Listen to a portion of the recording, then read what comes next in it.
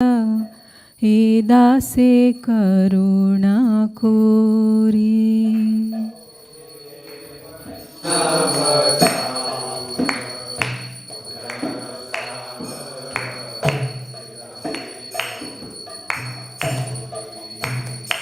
ओ हे वैष्णव ठाकुरा दोयार सागरा हे दासे करुणा कोरी.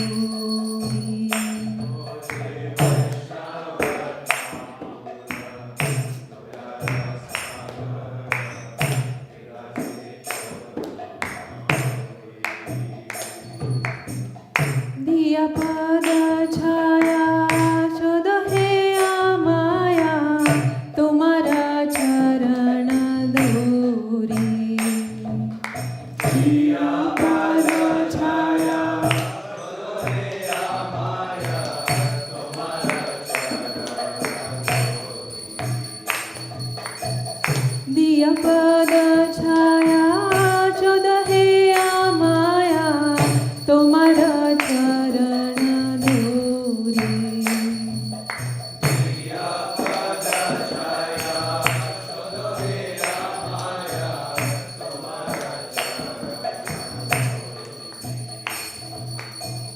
क्षय वेग दोमी क्षय दोष शोधे क्षय गुण देहो दासे.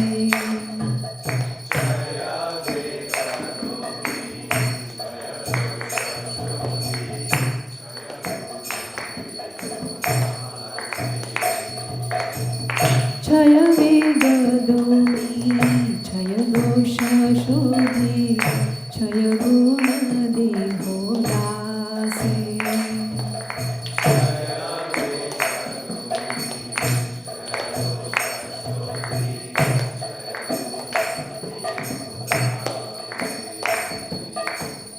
क्षय सत्संगा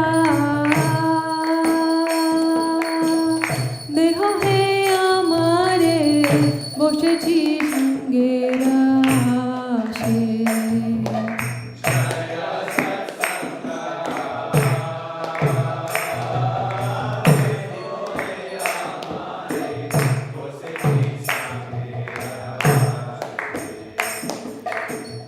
क्षय सत्संगा देह हे আমারে বসেছি সঙ্গের আশে.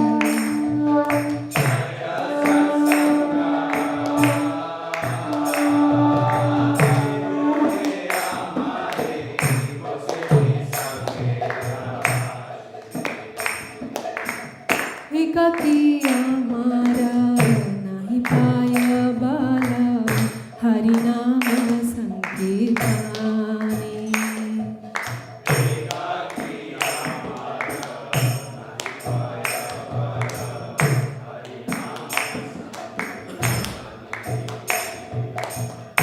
একাকী আমারা নাহি পায়া বালা হরি নাম সংকীর্তনে.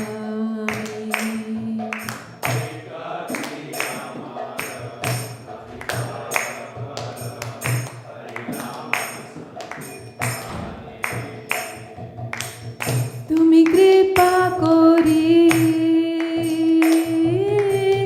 শতবিন্দু দিয়া দেহ কৃষ্ণ নাম দানি.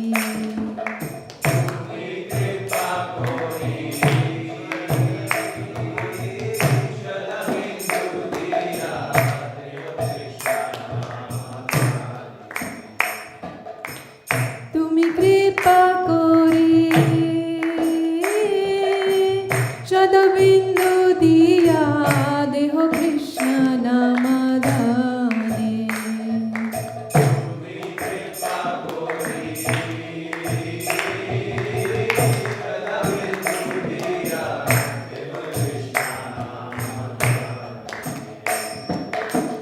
কৃষ্ণ সে তোমারা কৃষ্ণ দিতে পারো তোমারা শক্তি আছে.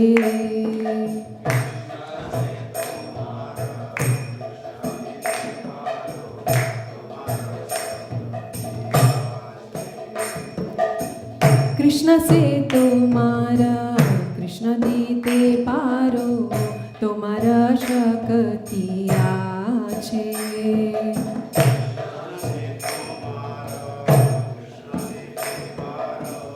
તમારા શક્તિયા છે. আমি তো કંગાલ કૃષ્ણ કૃષ્ણ બોલી ધાય તવ પાછે પાછે.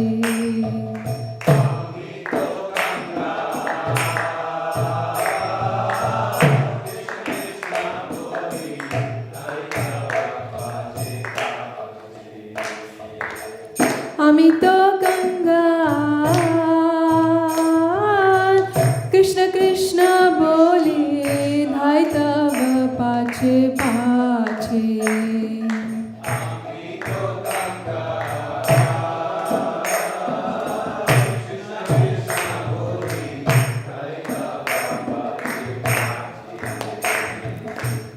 ઓહે વૈષ્ણવ ઠાકુર દોયાર સાગર એ દસે કરુણા કોરી.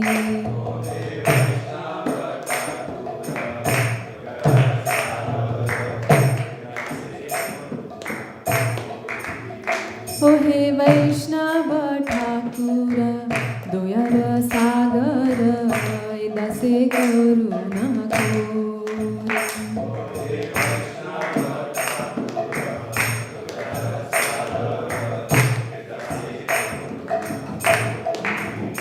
જય વૈષ્ણવ ઠાકુર વૈષ્ણવ ઠાકુર વૈષ્ણવ ઠાકુર જય વૈષ્ણવ ઠાકુર.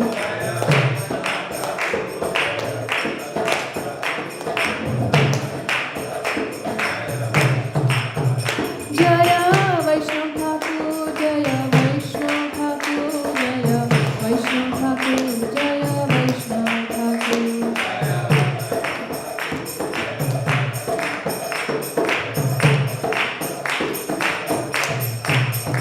જય પ્રભુપદા શિવ પ્રભુપદા જય પ્રભુપદા જય પ્રભુપદા.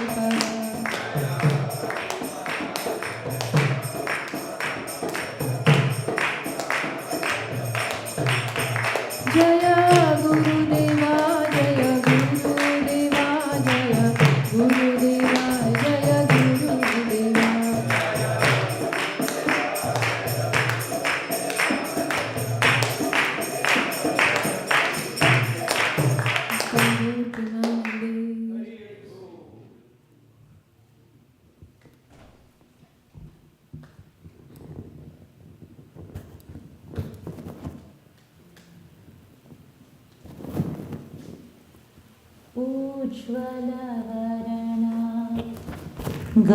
गौरवरदेहं विलसितनिरवधि भावविदेहम्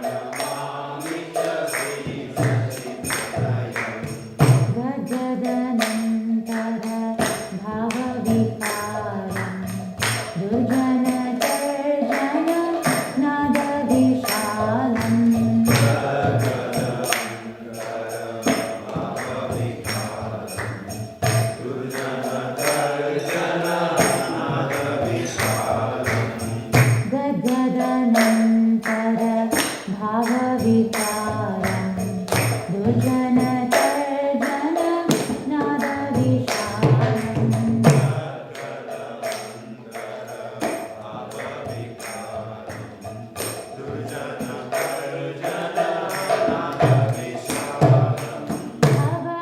भवभयभञ्जन कारणकरुणं तं प्रणमामि च श्रीसचितनयम्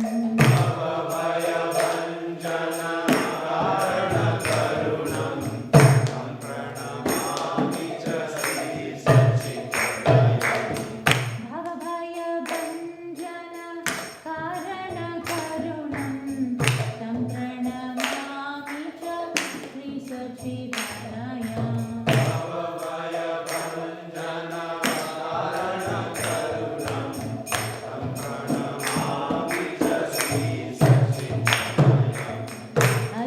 अरुणाम्बरधर चारुकपोलं इन्दुविनन्दित नखचयरुचिरम्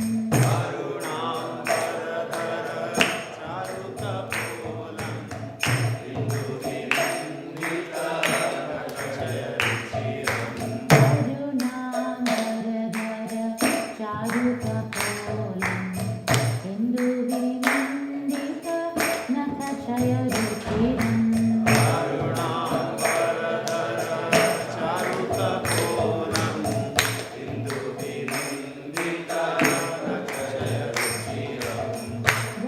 जल्पितनिजगुण नामविनोदं तं प्रणमामि च श्रीसचितनयम्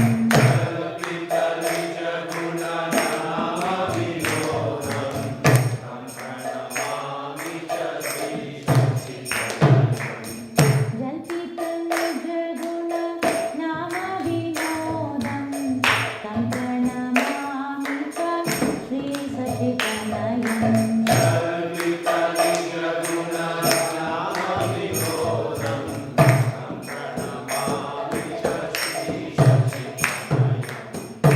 विगलितनयन कमलजलधारं भूषणनवरस भावविकारम्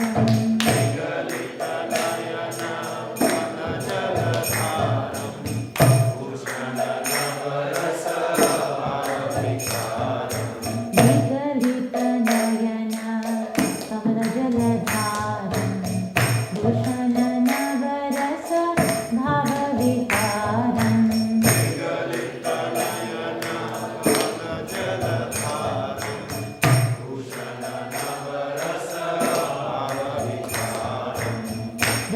गतियतिमन्तर नृत्यविलासं तं प्रणमामि च श्रीसचितनयम्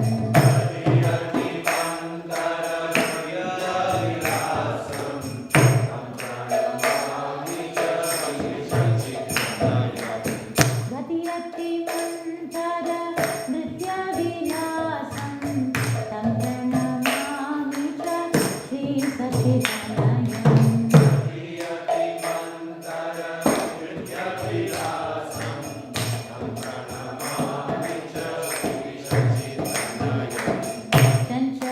चञ्चलचारुचरण गतिरुचिरं मञ्जिररञ्जित पदयुगमधुरम्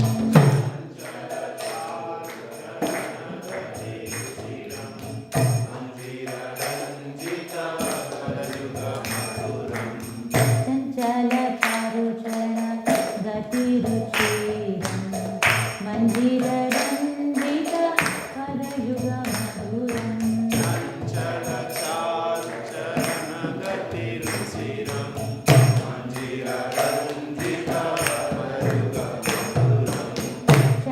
चन्द्रबिन्दित सीतलवदनं तं प्रणमामि च श्रीसचितनयम्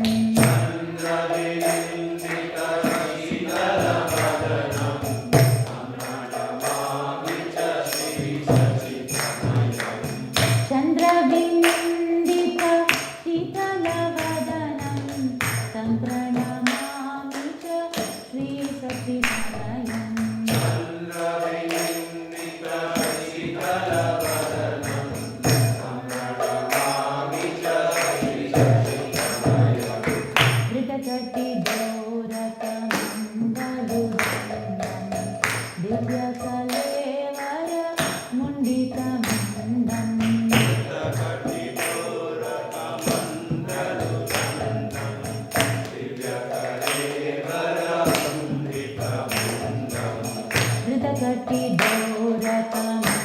धृतकटिडोरकमण्डलुदण्डम् दिव्यकलेवर मुण्डितमण्डम्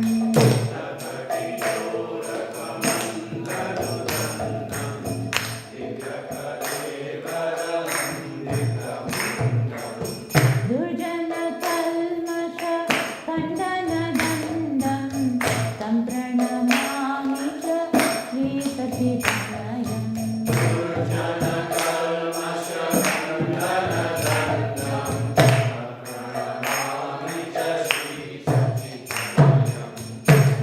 दुर्जनकल्मष खण्डनदण्डं तं प्रणमामि च श्रीसचितनयम्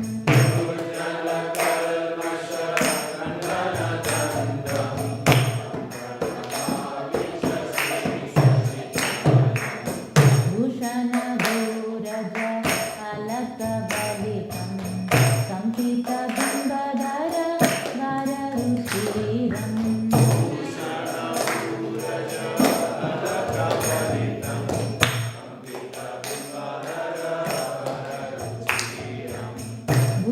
भूषणभूरज अलकबलितं कंपितबिम्बधर वररुचिरम्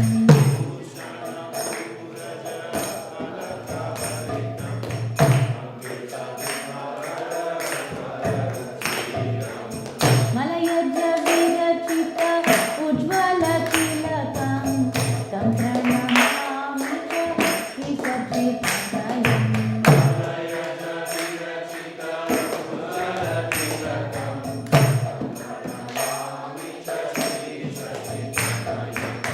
मलयज विरचित उज्ज्वल तिलकं तं प्रणमामि च श्रीसच्चिदानन्दम्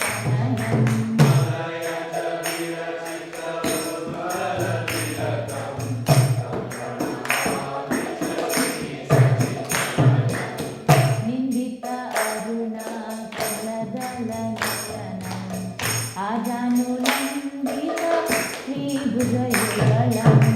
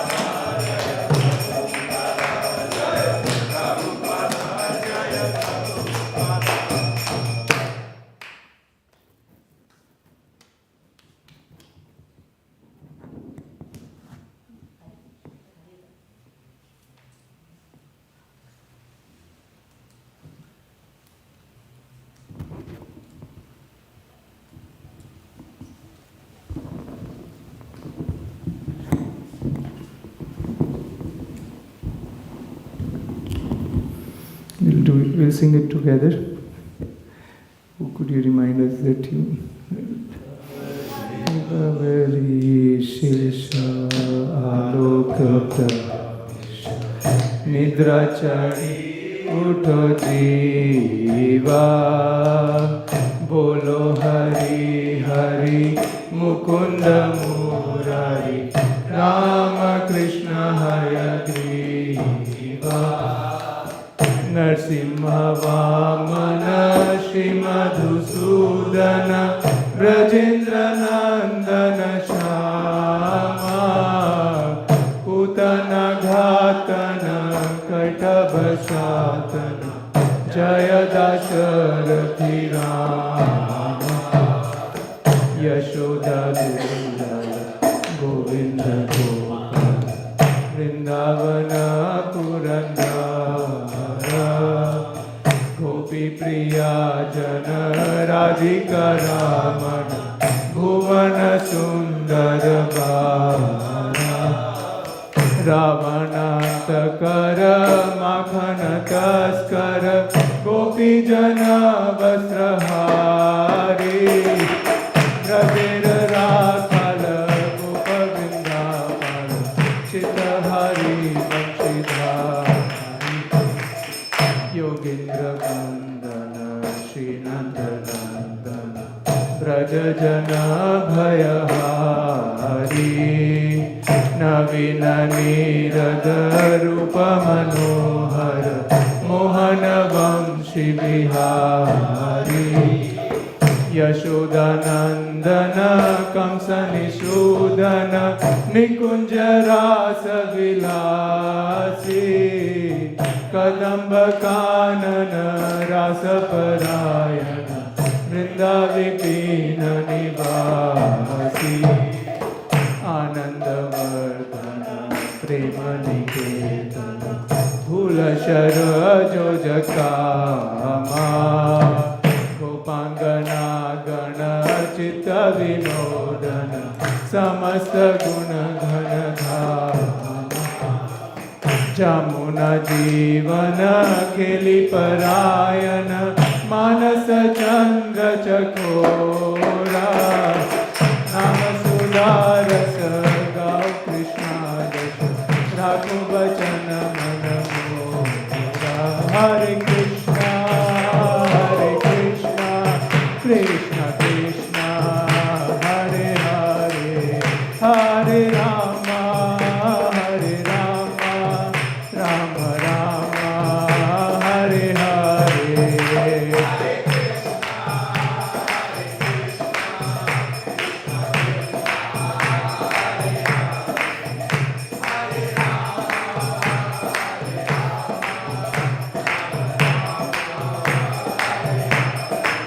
Hare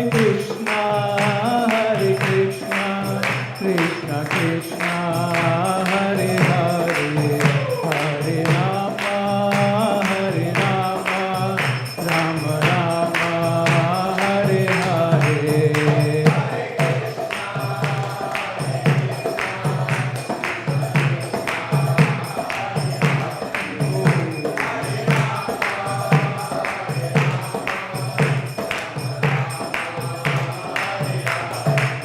Hare Krishna, Krishna Krishna, Hare Hare, Hare Rama, Rama Rama, Hare Hare.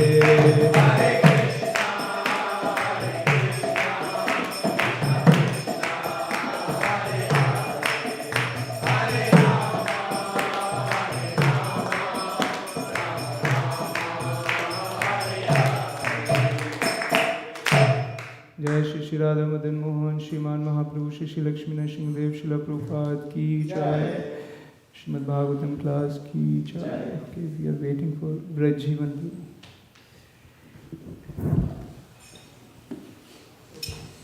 We'll set up the class, we'll set up the mats for the Srimad Bhagavatam class. Hare Krishna.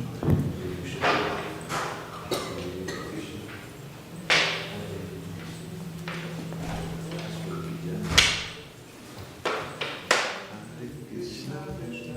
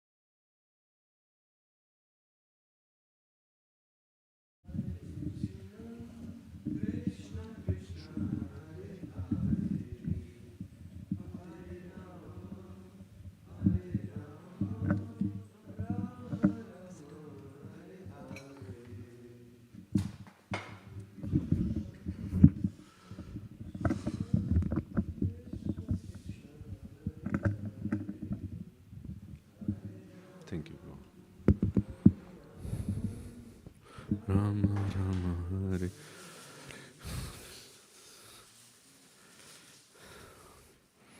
We'll start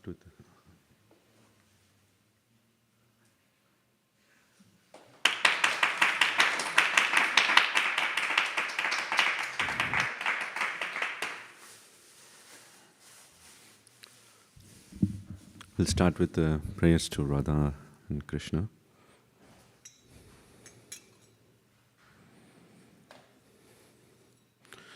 Jayo Radha Madhava Jayo Kunja Vihari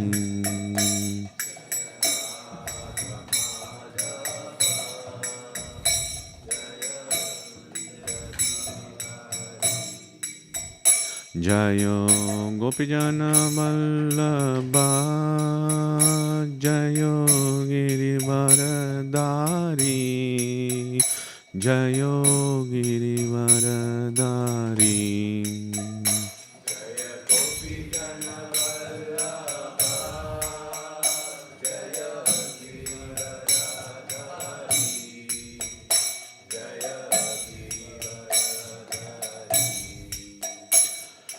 Yashodanandana Vraja Janaranjana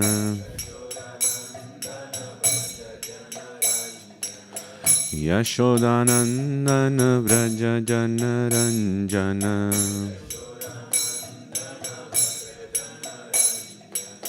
Yamuna Tira Vanashari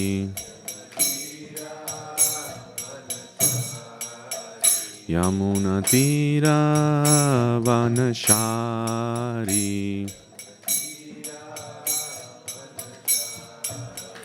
Jayo Radha Madhava Jayo Kunja Vihari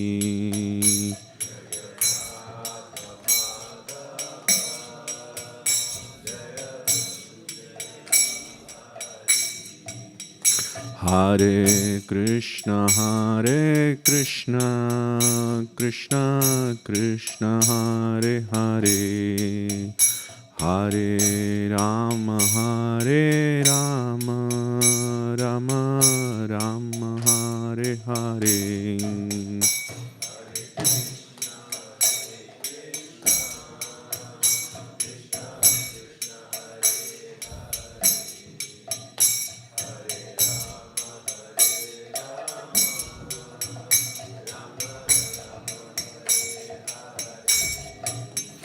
Hare Krishna Krishna Krishna Hare Hare Hare Rama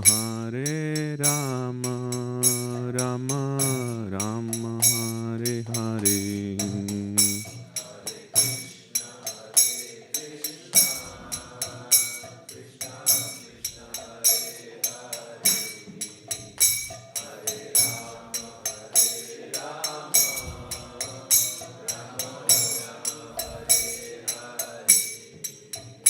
Jayo Prabhupada Jayo Prabhupada Prabhupada Jayo Prabhupada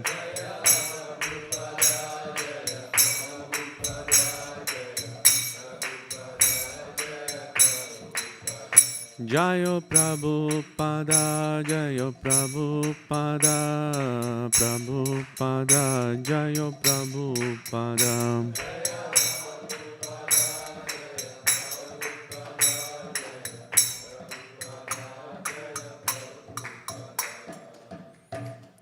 Krishna. Om Jnanatimirandasya Gyananjana Shalakaya Chakshurun Militam Yena Tasmai Shri Gurave Namaha Nama Om Vishnupadaya Krishna Presthaya Bhutale Shrimate Bhaktivedanta Swamin Iti Namine Namaste Saraswate Deve Gauravani Pracharine Nirvishesha Shunyavadi Paschatya Deshatarine Shri Krishna Chaitanya Prabhu Nityananda Shri Advaita Gadadhara Shrivasadi Gaura Bhakta Vrinda. Hare Krishna, Krishna Krishna, Hare Hare, Hare Rama, Rama Rama, Hare Hare. If you are not a good singer, the mridanga can help you. Thank you. So, Prabhu, I need to connect the laptop.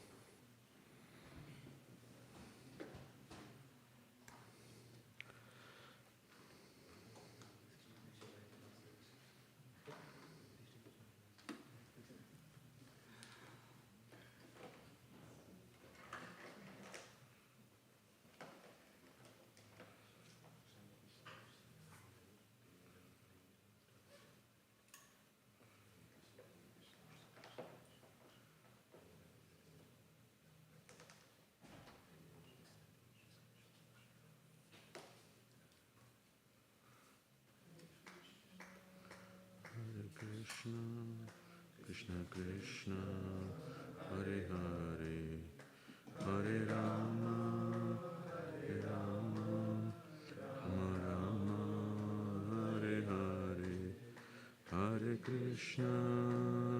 Krishna, Krishna Krishna, Hare Hare, Hare Rama, Rama Rama, Hare Krishna, Krishna Krishna, Hare Hare, Hare Rama, Rama Rama, Hare Hare, Hare Krishna, Krishna Krishna, Hare Hare, Hare Rama,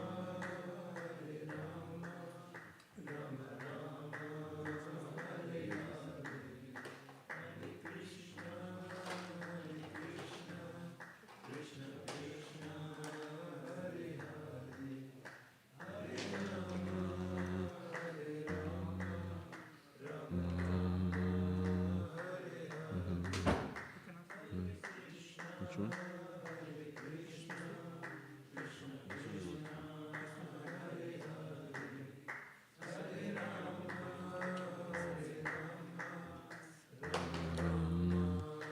Hare Hare, Hare Krishna, Hare Krishna,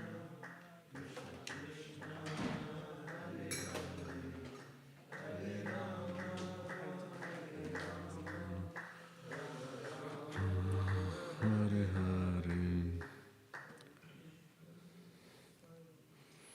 So many times you would see devotees come to temple and then they perform different ceremonies. For example, Annaprashana ceremony, so where they bring the kid and then they feed. And this way, there are so many ceremonies in the life of a devotee he performs. Some of the ceremonies that they follow, because it's a custom in India. A lot of people gain this knowledge from their tradition and they just simply continue to follow. Some of the things we do are contradictory to our bhakti. So it is good to also understand what we are doing and also why we are doing and how we can do this in a bhakti way. Okay.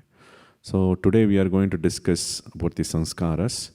It is based on a book called Satkriya Sara Deepika by Gopala Bhatta Goswami. So what is a sanskara? So what is the source of this? Where is it coming from? So we have 4 Vedas, Rig, Yajur, Sama and Atharva. So 4 Vedas are there. But there are also called Veda Angas. Angas means like if you are a person, a body, You have different parts like hands, legs, right? Apart from that, you are whole as a person. So similarly, there are also Veda Angas, which preserve the Vedas, which assist the Vedas. So we have 6 in number: Shiksha, Chandas, Vyakarana, Nirukta, Kalpa, and Jyotisha. So Shiksha, which helps you to correctly pronounce. Many times we ask the question, how do we pronounce a Sanskrit verse, right? So that knowledge is given in the Shiksha. We have the Paniniya Shiksha. Panini has written a work called Paniniya Shiksha, which tells you how to pronounce each and individual syllable in Sanskrit. So you can, when you're pronouncing the verse, you can pronounce it nicely. Because it is very important when you're doing a Vedic sacrifice, you need to pronounce it correctly. By mispronouncing it, you will get opposite results. Chandas. Chandas defines the meter of the verse. So, Govindam Adi Purusham, we have a particular meter, correct? And then Bhagavad Gita, we sing in a particular tune because of difference in the meter. So, Chandas tells you the different meters and how to identify, given a verse, what is the meter for it, so that we can use a different tune to sing it. Then you have Vyakarana. Vyakarana is a Sanskrit grammar. You need to understand the Sanskrit verse, then you need to study the grammar. And that is important because when you are doing Vedic sacrifice, you need to understand what you are doing exactly. Nirukta. Nirukta is a Vedic dictionary. Meanings of the words are given in Nirukta of the different Sanskrit words. Then you have Kalpa. So Kalpa tells you the different rituals, how to perform it. So in Vedic sacrifices we perform. How do we perform that? That Kalpa Shastra, it tells us. And we have Jyotisha. Jyotisha is for finding out the right time to conduct the sacrifices.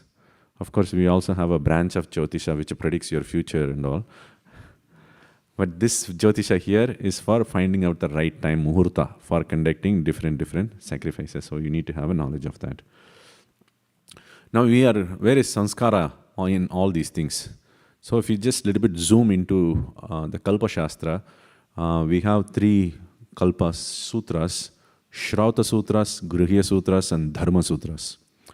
It has 3 types in the Kalpa. Shrauta Sutras tells you how to conduct Vedic sacrifices. Grihya Sutras tells you how to perform different sanskaras. Sanskaras means the different ceremonies one performs in a household life. Okay. So that comes from the Grihya Sutras. And then Dharma Sutras. How do we live a proper life, a moral life, proper conduct? How do we rule the society? How do we interact with people in the society? That is governed by Dharma Sutras. So we have 3 different sutras. So what is Grihya Sutras? Ceremonies in household life. What is Shrauta? Rituals, Vedic rituals. And what about Dharma? Proper conduct. Okay, you are following. It's going to be today technical, so I don't want you to sleep. Okay, so the sanskaras, sometimes you would hear there are 10 sanskaras, sometimes you would hear there are 16 sanskaras, sometimes you would say there are 40 sanskaras. There are different manuals that are created through, and they prescribe different amount of sanskaras you perform in a life. So today morning we looked at, if you are a human, and if you don't perform sanskara, you are not a refined person. You are unrefined person. By birth, everybody is unrefined. And then by sanskara, you become a proper human. Some kara means like you properly refine it. That's the meaning of the word sanskara itself. Okay, so then there is the work called Satkriya Sara Deepika. So this work was published by Gopala Bhatta Goswami. And there is also another work called Hari Bhakti Vilas. Hari Bhakti Vilas also tells you the different festivals we conduct, like in Damodara month, what you should do, in Kartik month, what you should do, in different festivals, how do you conduct? All these things are mentioned in Hari Bhakti Vilas. I'm not moving to the next slide because you will start reading. I'll show that next slide at the end. Okay. And then Hari Bhakti Vilas was written by Sanatana Goswami. Then we have Satkiriya Sara Deepika, which is written by Gopala Bhatta Goswami. So we have the 6 Goswamis. We have the picture of them in the altar. So one of the Goswamis is Gopala Bhatta Goswami. So Bhakti Siddhanta Saraswati Thakur gives a history, little bit history. What happened 500 years back in Bengal? 500 years back in Bengal, people were following different ceremonies, rituals, worshipping demigods, worshipping the forefathers. There's so many rules and regulations, so many ceremonies and so many variations. Many of them are offensive in nature to the path of bhakti. So Gopala Bhatta Goswami, who is coming from South India, he wrote this work for the Vaishnavas in the householder life especially, okay, so that they can do the samskara in a proper bhakti way. Now when he wrote that, this work became so famous that the whole Bengal adopted it. Everybody was following. And the Hari Bhakti Vilas also tells us how to, find out what is Ekadashi. Sometimes in the WhatsApp group you would see like, when is Ekadashi, today or tomorrow? There is a calendar difference. Why that calendar says like this calendar says like this, So Hari Bhakti Vilas gives a different calculation, okay, of how do you find out Ekadashi and what Ekadashis are mixed Ekadashis you have to reject. Sometimes we follow Ekadashi and Dwadashi also. There are reasons given in Hari Bhakti Vilas. So this work became so famous in Bengal that all the people started giving up and then they started following Hari Bhakti Vilas and Satkiriya Sara Deepika. However, there is a person called Raghunandana Bhattacharya later, after 50 years of Gopala Bhatta Goswami. He wrote a work, a Karmi work, and then that became so famous, it started obscuring Satkiriya Sara Deepika. So in Bengal, people started adopting it, thinking that it is a Vaishnava book. And all the rituals mentioned in our Vaishnava rituals, that is why it starts obscuring the works of Satkiriya Sara Deepika and so on. And this mentality also pervaded throughout India. And that is why you have the difference in calculation and everything. That is the Smriti tradition. So now it's so wide. Now if you propose Hari Bhakti Vilas, people will say, oh, you are doing the calculation differently. Actually, the calculation which is followed by people now, it's the correct calculation. ISKCON is following a different calculation which is wrong. But it was not the case. This work came later. So Bhakti Siddhanta Saraswati Thakur's father, Bhakti Vinod Thakur, he translated this book from Sanskrit to Bengali, and then it was published by Bhakti Siddhanta Saraswati Thakur. Bhakti Siddhanta Saraswati Thakur desired that this work should be spread throughout the society. So this is also a humble effort to aid in that direction. Okay. So something about Gopala Bhatta Goswami. We will look into Chaitanya Charitamrita, verses 9.82 to 86.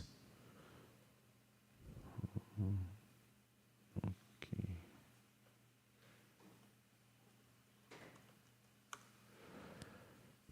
Oh, I don't have into that. Okay. Mataji, is it possible for you to alternate the projection? Like you can share the sloka also? Okay, great. So Chaitanya Charitamrita Madhya Leela, 9th chapter, 82 to 86.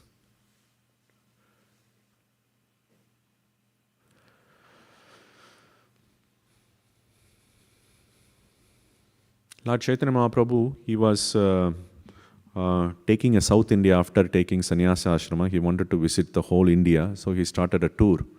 And during that tour, he met a person called Venkata Bhatta in Srirangam.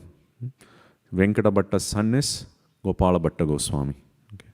So we'll recite the verse. maybe one of you could recite? Yes.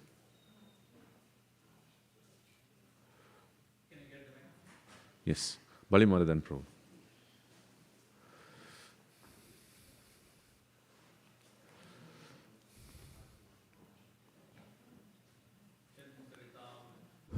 Hare Krishna. Chaitanya Charitamrita Madhya-lila 982. Shri Vaishnava Eka Venkata Bhatta Nama Prabhure Nimantrana Kaila Karya Sammana.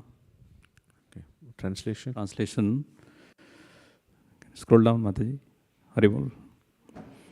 A Vaishnava known as Venkata Bhatta then invited Sri Chaitanya Mahaprabhu to his home with great respect. Thank you. Anyone else? Next. Mataji, next two verse. You can go in advanced view so that we can scroll down. What is that? The verse and the English translation. Next verse.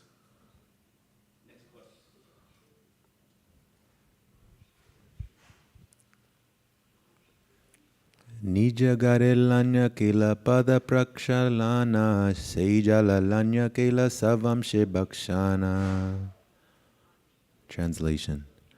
Sri Venkata Bhatta took Sri Chaitanya Mahaprabhu to his home. After he washed the Lord's feet, all the members of his family drank the water.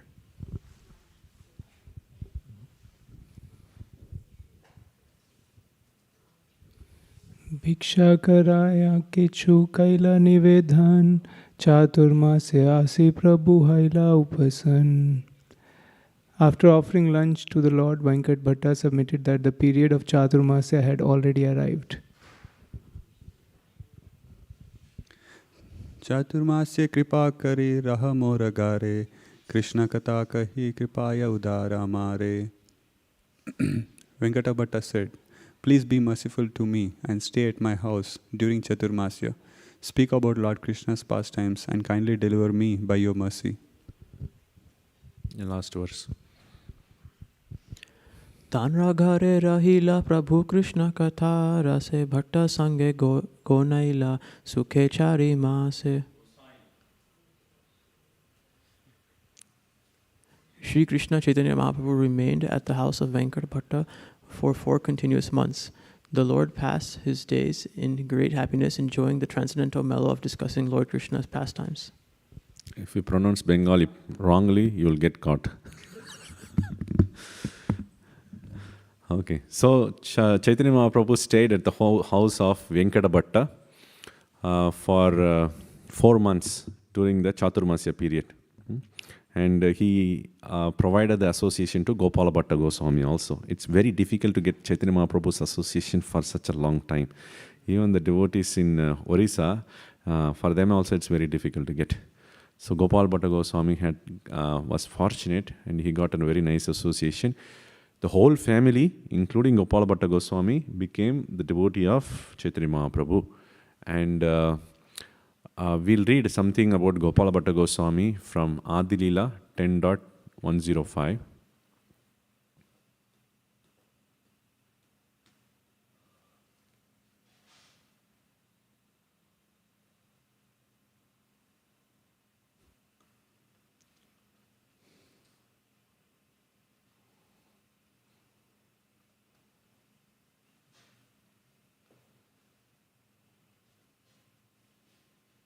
Okay.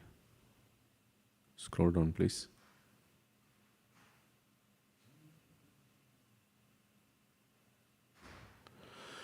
Shri Gopala Bhatta eka shaka sharvatam rupa sanatana sange jar prema alapan.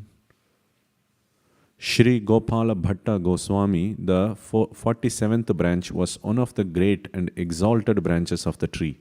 He always engaged in discourses about love of Godhead in the company of Rupa Goswami and Sanatana Goswami. Purport, please. Anyone else want to read the purport? Shri Gopala Bhatta Goswami was the son of Venkata Bhatta, a resident of Srirangam. Gopala Bhatta formerly belonged to the disciplic succession of the Ramanuja Sampradaya, but later became part of the Gaudiya Sampradaya. In the year 1433, Shakabda, AD 1511, when Lord Chaitanya Mahaprabhu was touring South India, he stayed for 4 months during the period of Chaturmasya at the house of Venkatabhatta, who then got the opportunity to serve the Lord to his heart's content. Gopala Bhatta also got the opportunity to serve the Lord at this time. Sri Gopala Bhatta Goswami was later initiated by his uncle, the great sannyasi Prabodhananda Saraswati.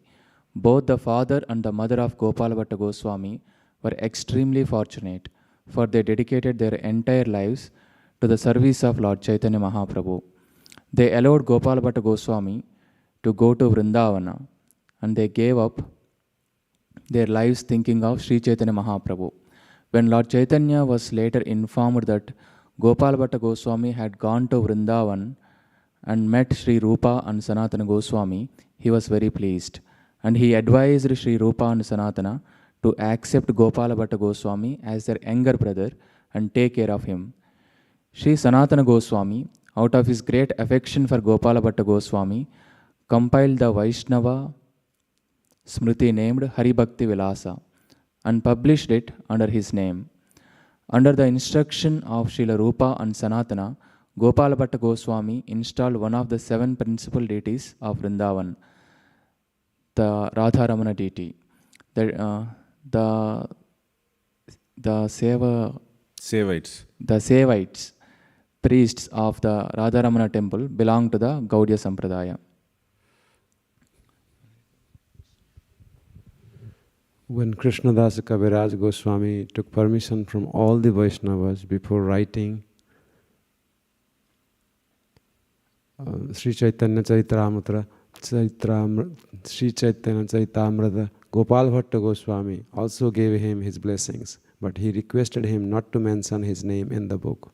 Therefore, Krishna Dasa Kaviraj Goswami has mentioned Gopal Bhatta Goswami only very cautiously in 1 or 2 passages of the Chaitanya Charitamrita. Srila Jiva Goswami has written in the beginning of his Tattva Sandarbha, a devotee from southern India who was born of a Brahmana family, was a very intimate friend of Rupa Goswami, and Sanatana Goswami has written a book that he has not compiled chronologically. Therefore, I, a tiny living entity known as Jiva, am trying to assert the events of the book chronologically, consulting the direction of great personalities like Madhvacharya, Sridhar Swami, Ramanujacharya, and other senior Vaishnavas in the disciplic succession. In the beginning of the Bhagavad Sandarbha, there are similar statements by Srila Jiva Goswami. Srila Gopala Bhatta Goswami compiled a book called Satkriya Deepika, edited by Hari Bhakti Vilasa, wrote a foreword to the Sat Sandarbha and a commentary on the Krishna Karanamrita, and installed the Radharamana deity in Vrindavan. In the Gaura Ganodesha Deepika 184, it is mentioned that his previous name in the pastimes of Lord Krishna was Ananga Manjari. Sometimes he is also said to have been an incarnation of Guna Manjari.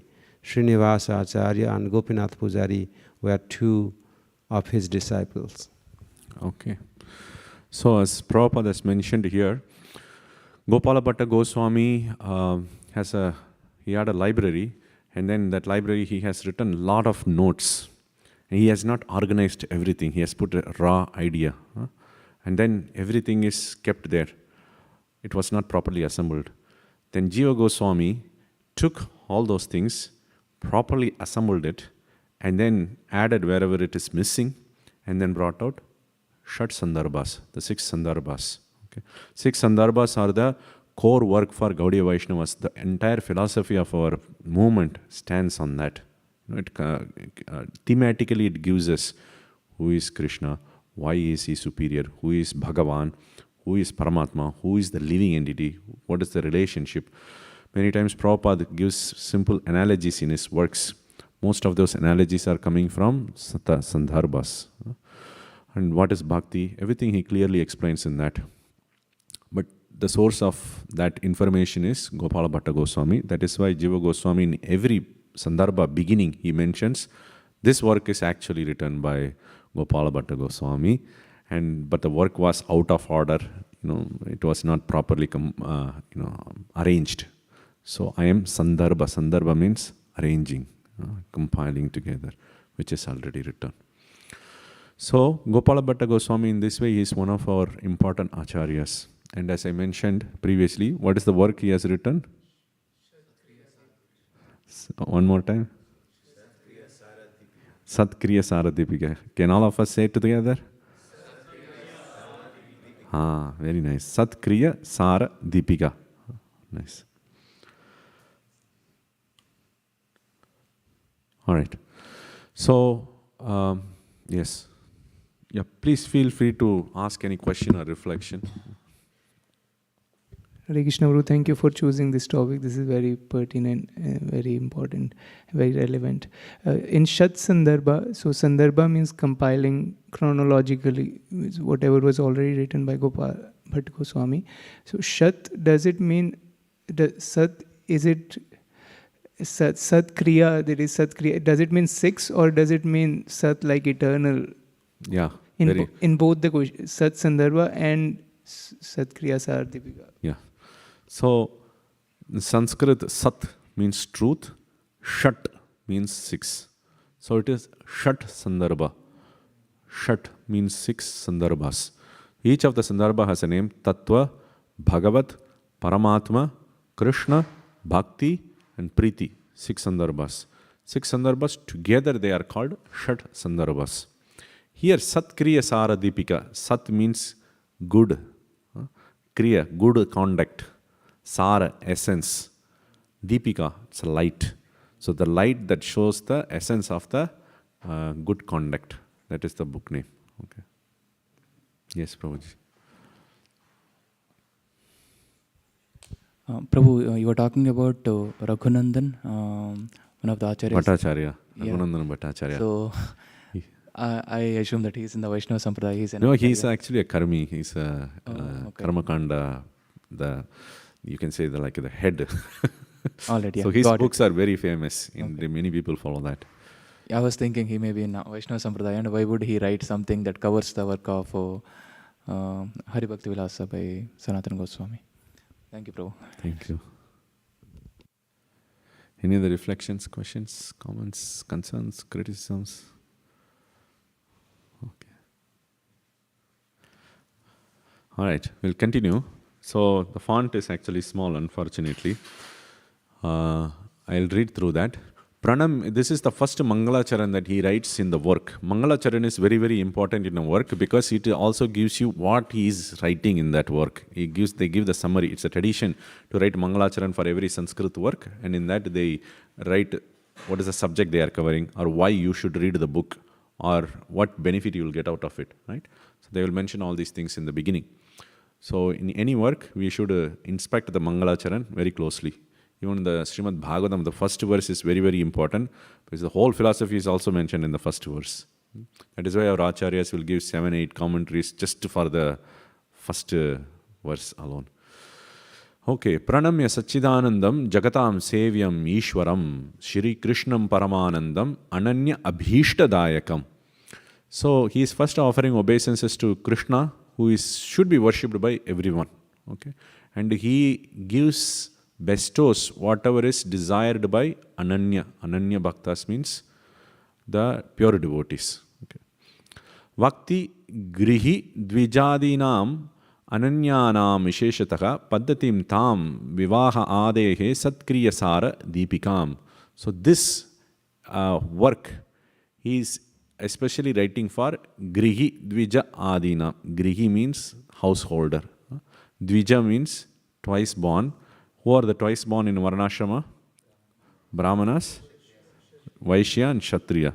So then, this is not for Shudras. Or what about Antyajas, outside of the Varnas? He says Adi, etc. Grihi Dvija Adina. Okay, the Adi includes, not Adin Prabhu, Adi includes everything. Later he will actually call out that explicitly. So for them, he is writing this Paddhati, This Paddhati contains what is that? Vivaha Adehe. Vivaha is starting from marriage. That is the first sanskara. When you grow up, right? From there, or if you remain brahmachari, you may not be very relevant. But it is also good to know even for brahmacharis, because many people will come to you and consult, how do I perform this? What to do? You need to know, at least understand whether, can I do this or can I not do this? Right? So, Srimad Gopala Bhattaha ayam sadhunam agyeya brisham bhagavad dharma rakshartam bhaktanam vaidiki tu ya. So this work is written by Gopala Bhatta Goswami. Why? Sadhunam agyeya, by the order of sadhus. They have given him order to write this, compile this. Bhagavad dharma rakshartam, to protect the Bhagavad dharma. So people should not get confused by demigod worship and other worship, wrong activities, devotees, So he wants to protect the Bhagavad Dharma. That's for that purpose he is writing. Krita ya api aniruddhena bhima bhattena ya krita Srimad Govinda Anandena karminam paddhati krita Shri Narayana bhattena karma thanatu vaidiki bhatta Shri bhava devena chando ga ananta ya krita. So there are so many works written by the Karmis. Narayana Bhatta, Aniruddha, Govinda and Bhavadeva. They have written so many works, and the people are getting confused by this Karmi works. Okay. Varnashrama Antyajadinam Vedehi Puranikadibihi Manavi Dharma Manvadi Dharma Shastra Uktaihi Vachanaihi Sa Pramanikaihi. So for whom he is writing? Varnashrama, devotees within the Varnashrama, Brahmana, Kshatriya, Vaishya and Shudra, Antyaja, outcasts, who are considered outcasts, but they are devotees. For all of them, when you become a devotee, there is no consideration whether you are an outcast, inside caste, everything. You become Achyuta Gotra. There is only one Gotra you have. Everybody is treated equally or based on their realization in the devotional service, not based on the Varna. Okay, so that is why he says this Paddhati is writing for everyone, not just for the Brahmana, Vaishya and Kshatriya. Okay, and he is consulting all the Puranas, Vedas, Manudharma, everything he is consulting. Srimad Govinda Bhaktanam, for the devotees of the Lord. Nama Seva Nama Aparadataha Krityayam Paddhati Kintu Pitru Devarchanam Vina. By performing Shraddha ceremony, by performing demigod worship, one commits seva and nama aparadas.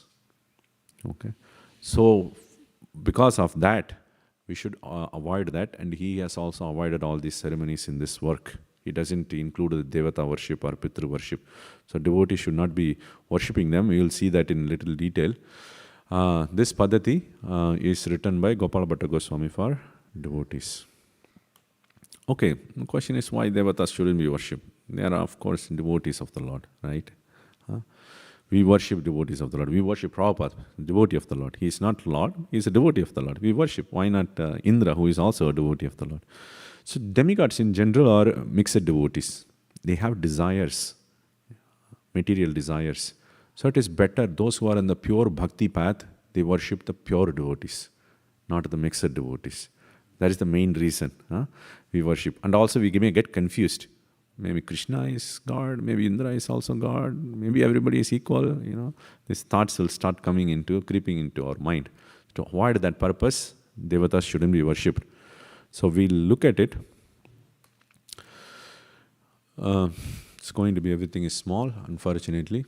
Krishna encompasses everything. So this is evidence he is giving from Narayana Upanishad.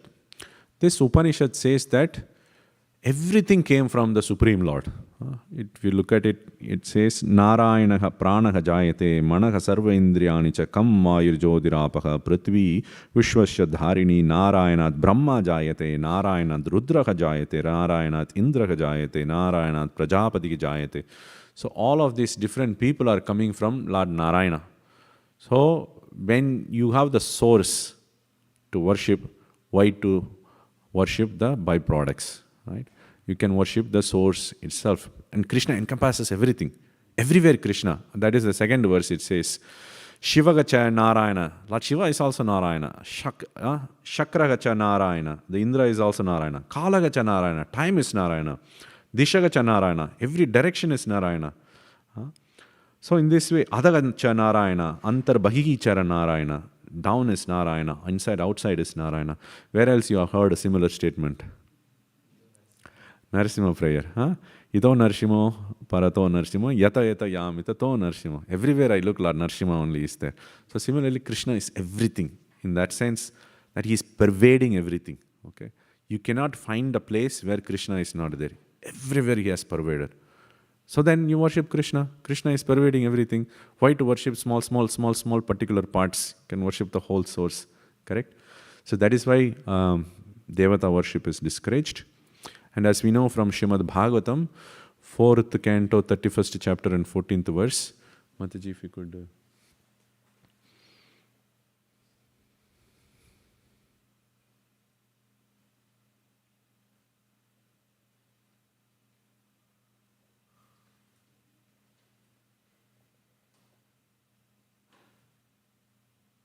4:31:14. That's the verse. Bhagavatam, not Chaitanya Charitamrita. Okay.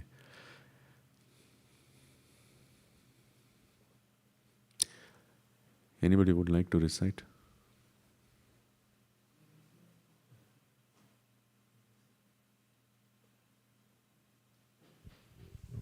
Yes.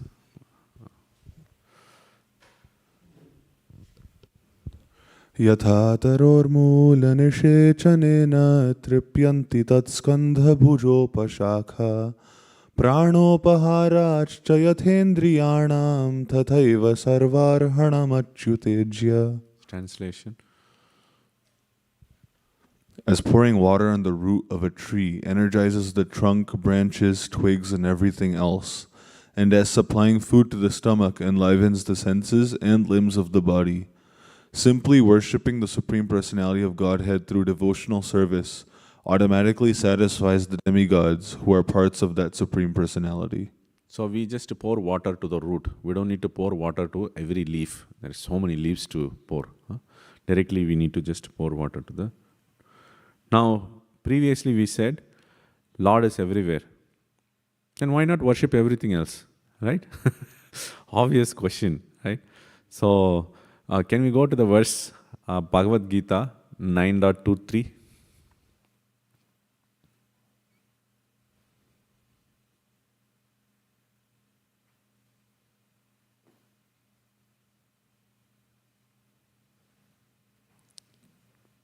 Okay, please somebody recite.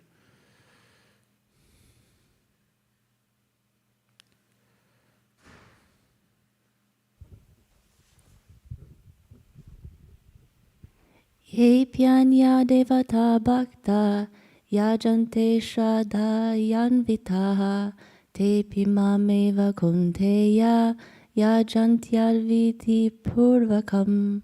Translation.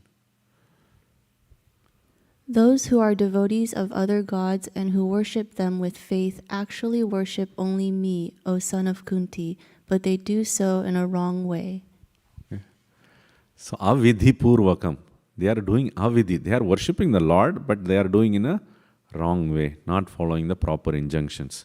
So that is why we don't worship individual demigods. We worship the Supreme Lord, which is the right way to worship. Okay. Now we have evidences also specifically pointing out for, maybe we can go to the slide. Yeah. Vaishnavas are forbidden to worship Devatas and Pitris. Okay. So I will read, it's very small actually. Sankalpan cha tatha danam pitr deva archanadikam Vishnu mantra upadishtataha chet na kuryat kushadharanam. So if one is initiated, Vaishnava Vishnu mantra upadishtataha. So if you are initiated into Vishnu mantra, then you should not be doing sankalpa. Sankalpa means for something material, you desire and you perform a Vedic rite. That is called sankalpa. You shouldn't be doing that. Then second, Dhanam. Dana means charity. So don't stop giving to the temple. So this dana is basically expecting a material reward. You are giving some money. Okay. So that you should not do. Pitru Deva Archanadikam. Worshipping the Pitru, the forefathers and the Pitru demigods and the Deva, Devatas. You shouldn't be doing that. Na kuryat. One should not do that. Kusha Dharanam. Why Kusha Dharanam? It says that Vaishnavas, some people wear this Kusha grass before performing the yagya. Vaishnavas don't need to wear that. Why? They are pure within and without. Kusha purifies the person, but Vaishnavas carry the Supreme Lord in the heart. So you are already pure. Need not do that. Then there is the next verse states from Rudrayamala. Yataresham cha devana manasa yadi pujanam Vishnu bhaktaka tu kurute hi aparadhat patadi adaha. So one who worships other devatas, Yataresham devana, okay. Manasa, even in the mind, yat pujanam. So that Vishnu bhakta, that the devotee of the Vishnu who worships like that, what happens? Aparadhat patati adaha. He falls down because of the offense to the Lord. So it is also forbidden for the devotees to worship. And again, I'm going to skip some of the slides because of the interest in time. In the morning, we discussed about the debts. Everyone should clear the debts, right? So we have already discussed that. How do we clear the debts? Every human being, when he is born, he has debt to Rishi, he has debt to forefathers, he has debt to demigods, he has debt to other living entities. How do we clear the debts? Anybody remembers the verse? Yes, Prabhuji. Dev Rishi Bhuta Apnaninam Pitrinam Nakin Karunayam Rininche Rajan Sarvatmanaya Sharanam Sharanyam Gato Mukundam Priharitya Gardam. Yeah. So we just worship the Supreme Lord. That satisfies all the debts. So when we worship the Supreme Lord, we become non-debtor. We have cleared all our debts. So we don't need to worry about our debts also. But what if I just worship the demigods without thinking that I'm actually worshipping them? Just for the... I'm not thinking they are the Supreme Lord, but I'm thinking they are demigods. But that way, let me consider and worship. They are just demigods. Just like you have boss in your office, you go and praise the boss. So like that, let me just go and worship the devatas, right? What is the problem with that? So can we go to verse 9.25, Bhagavad Gita? Today, Krishna Mataji is going to scold me. Giving her a lot of work. Thank you, Mataji. 9.25.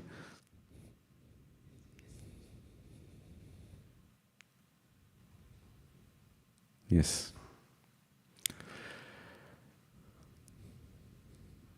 Scroll down, please. Yeah.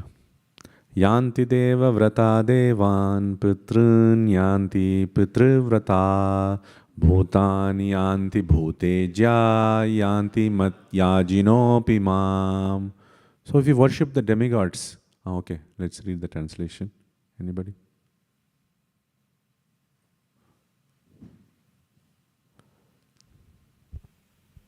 Those who worship the demigods will take birth among the demigods. Those who worship the ancestors go to the ancestors. Those who worship ghosts and spirits will take birth among such beings. And those who worship me will live with me. So if you worship the devatas, you will for sure you are going to go there.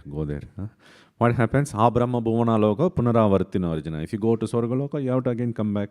We are stuck in this material world. Cannot get out of this. That is why we don't worship them as well. Okay. Sometimes we can commit some sinful activities. For devotees, we don't need to worry about it. Gopala Bhatta Goswami quotes from Padma Purana and says, if you commit any sins, you just perform worship of the Supreme Lord. That itself is the prayaschitta. Don't need to perform separate prayaschitta. The astrologer may give you have committed sins in the past life. My wife and I went to an astrologer And then he was telling to my wife that you have committed some offense to your father-in-law in your previous birth, so you have to do prayaschitta in this life. So you don't need to perform that separately. We just worship the Supreme Lord, and that itself is the prayaschitta. So he quotes, I'm not going to go to the quote.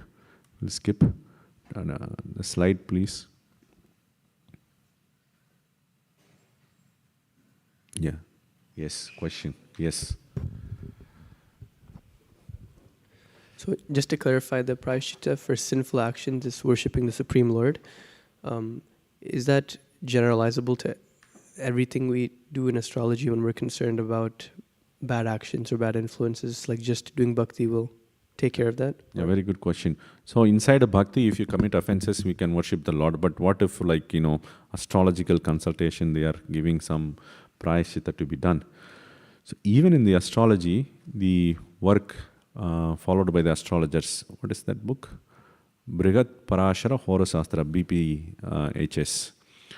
So there, Parashara Muni is suggesting that if you want to worship the Navagraha, which is one of the prayaschitta they do, go and worship the Surya, go and pacify Shani Dev, otherwise your life will become very hard. And so he gives different avatars for different Navagraha. For example, what is the slow-moving planet? Shani, Saturn. It takes so long to move, and that's why it comes in your life. So long you get, troubled. So what is the avatar of the Lord that moves slow? Tata is Kurma. So he suggests, Parashara suggests, worship Kurma Dev. And the moon is also one of the Navagrahas. Moon is said to be very beautiful. Who is the deity for the moon then?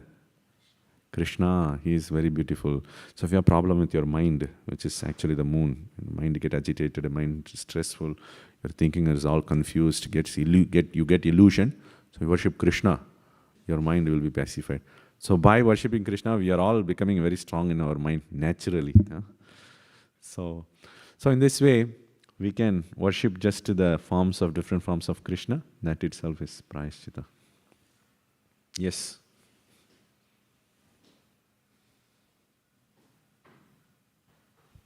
Hare Krishna Prabhu. This is regarding demigod worship. So one extreme we go, like as a devotee, is that, okay, I'm exclusively worship Krishna, even I don't go to visit the demigod temple or do that. And so like we do that, but if we see that, like, for example, Chaitanya Mahaprabhu traveled to South India, I think he visited the temple of Lord Shiva and other demigods too.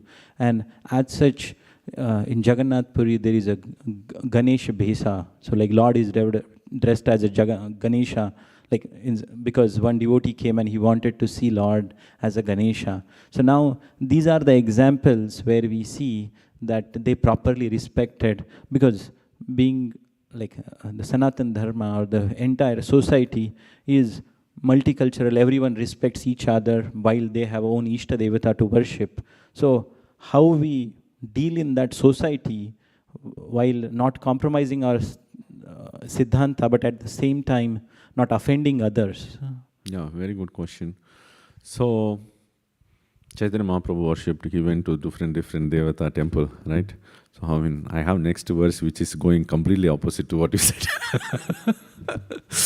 Anyways, so there are 3 different kinds of devotees described by Baladev Vidyabhushan in Bhagavad Gita commentary. Sannishta, Parinishta and Nirapeksha.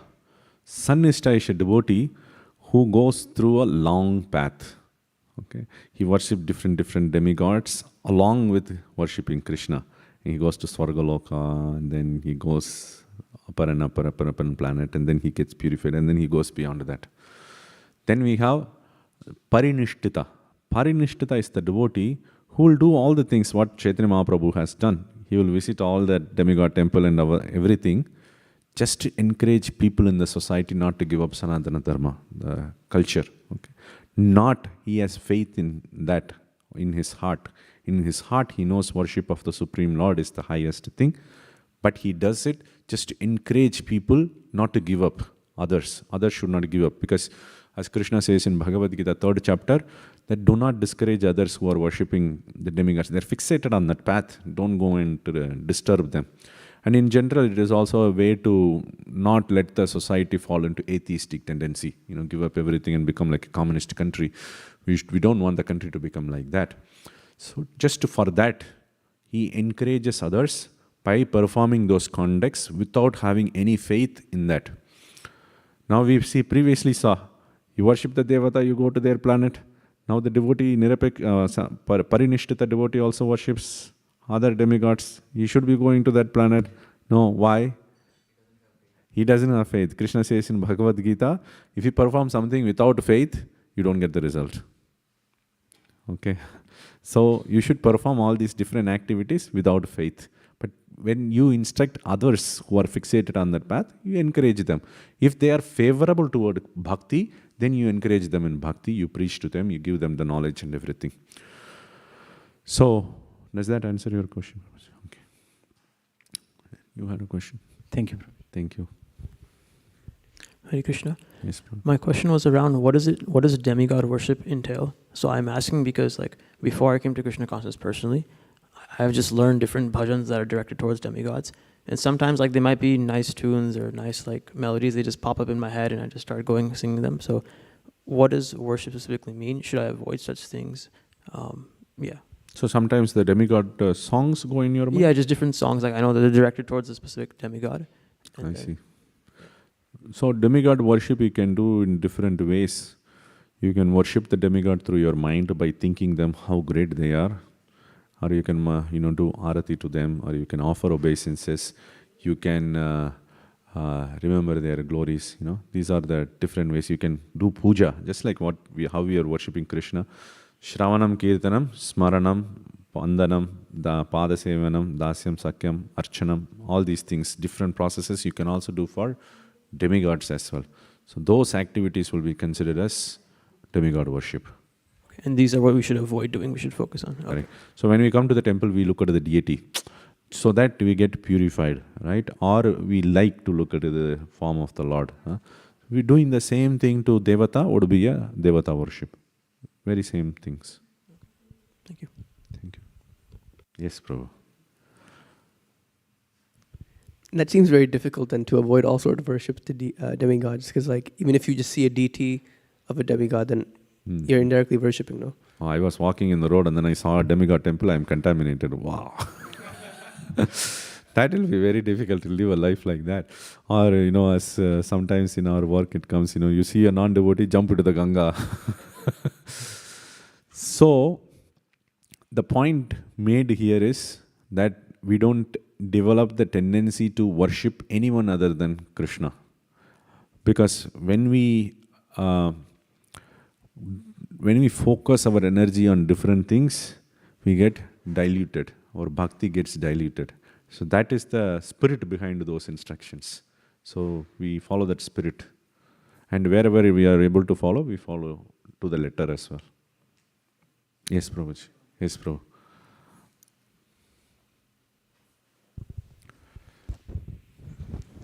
Just one comment is that, this is fine. It's recommended that we avoid the worship of demigods, but most importantly, we should avoid disrespecting the demigods. Because when we disrespect the demigods, then everywhere it is mentioned that we have to respect the demigods as the devotees of Lord Krishna. And when we do disrespect demigods, we are committing the first offense against the 10 offenses. Very nice point. Sadhuninda.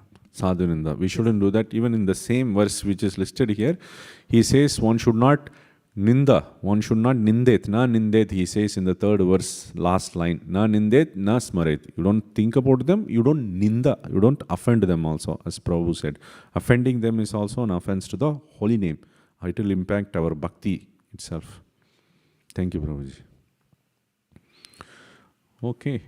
So I'm going to skip some slides. We'll go into the ceremonies, which is interesting also.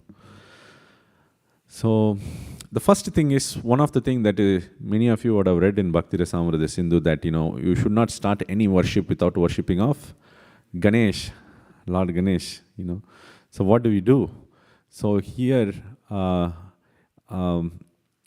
but Gopal Bhatta Goswami gives replacements. Okay.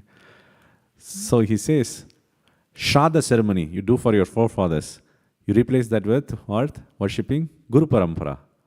That is your Shraddha ceremony. Okay. And Ganesha worship is replaced by a devotee called Vishwakshena. So here, in one of the South Indian temples, I saw that Vishwakshena also looks like Ganesh. He has the elephant head and a human body.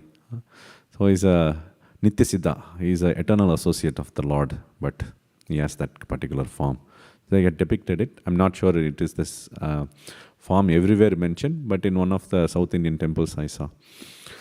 So you replace the Ganesha worship with Vishwakshena and 4 Kumaras worship. So wherever it is said that you should start with the Ganesha worship, you worship Vishwakshena and then 4 Kumaras. Then Indra Puja you have to do in some of the rites, and worshipping the directions, Dikpalas, you replace that with what? 12 Mahajanas, you worship the Mahajanas. And Gauri, Matriganas, other mother demigods, you worship, worshipping of them is replaced by worshipping of Vaishnavis. You worship Purnamasi, Yashoda, Lalita Saki, all these different Rukmini. And if you are a devotee of Radha and Krishna, you also worship Gopas and Gopis, the cowherd boys and the cowherd girls. Okay, so these are the replacements. Now going into the core topic, we have the 10 samskaras. So as we said previously, some paddhatis, manuals, they prescribe 16, some manuals prescribe 40 samskaras in the lifetime of a person. Here, Gopal Bhatta Goswami has prescribed 10. You would see one of them is, okay, we'll go to the list and then I'll say what is missing. Vivaha. Vivaha is marriage. Okay, I'm going to give a quiz. This is a quiz. Garbhadhana. Conceiving. Before conception, you have to do that sanskara. Pungsavana.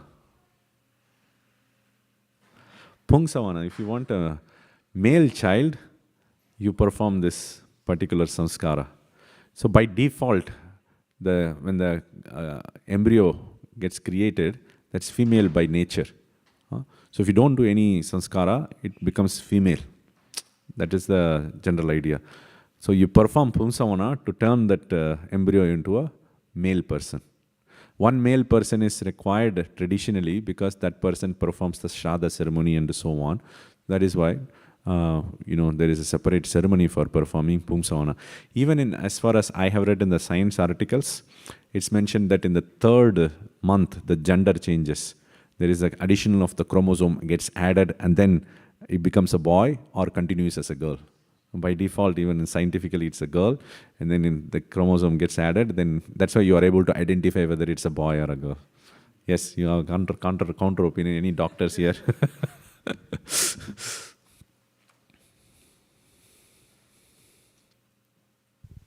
True, but the soul was already entered into the womb. Yeah. And also the karma was decided for the soul. Correct. So how is the gender going to change? Yeah. You see, just like you can ask the same question, there is a karma is there for a person to die in a car accident, then why to hit that person with a car? He can die anyways. You get the point? Somebody acts as an instrument to execute that karma.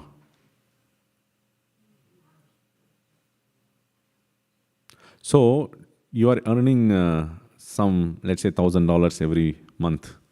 It's destined for you. Why to work?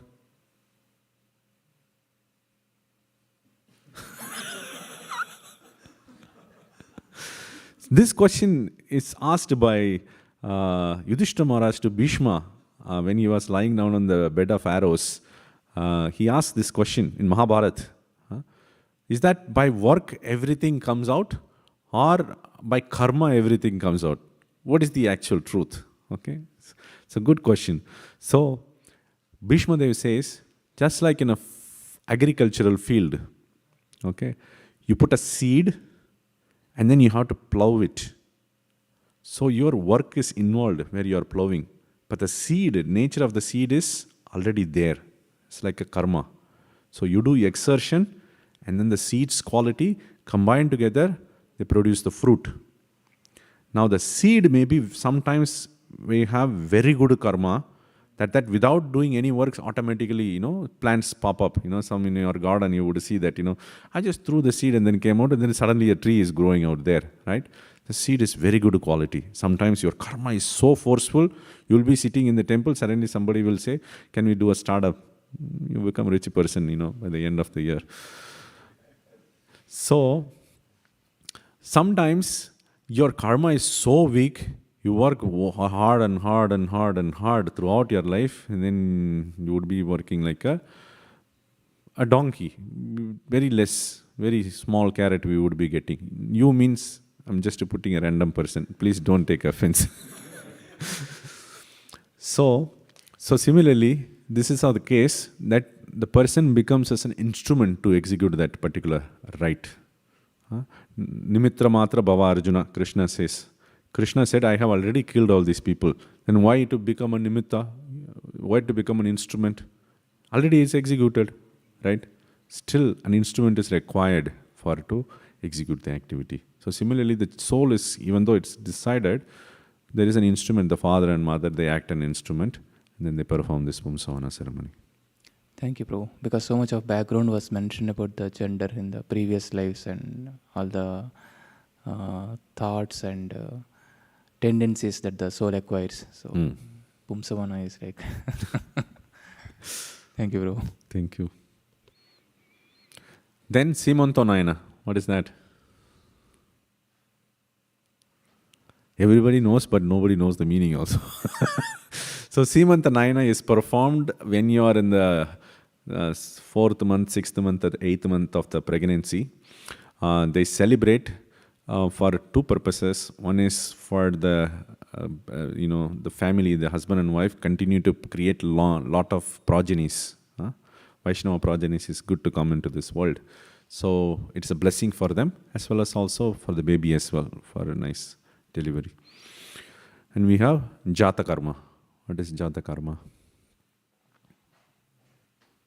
Jata Karma is the ceremony you perform at the time of the birth. That's the cutting the umbilical cord.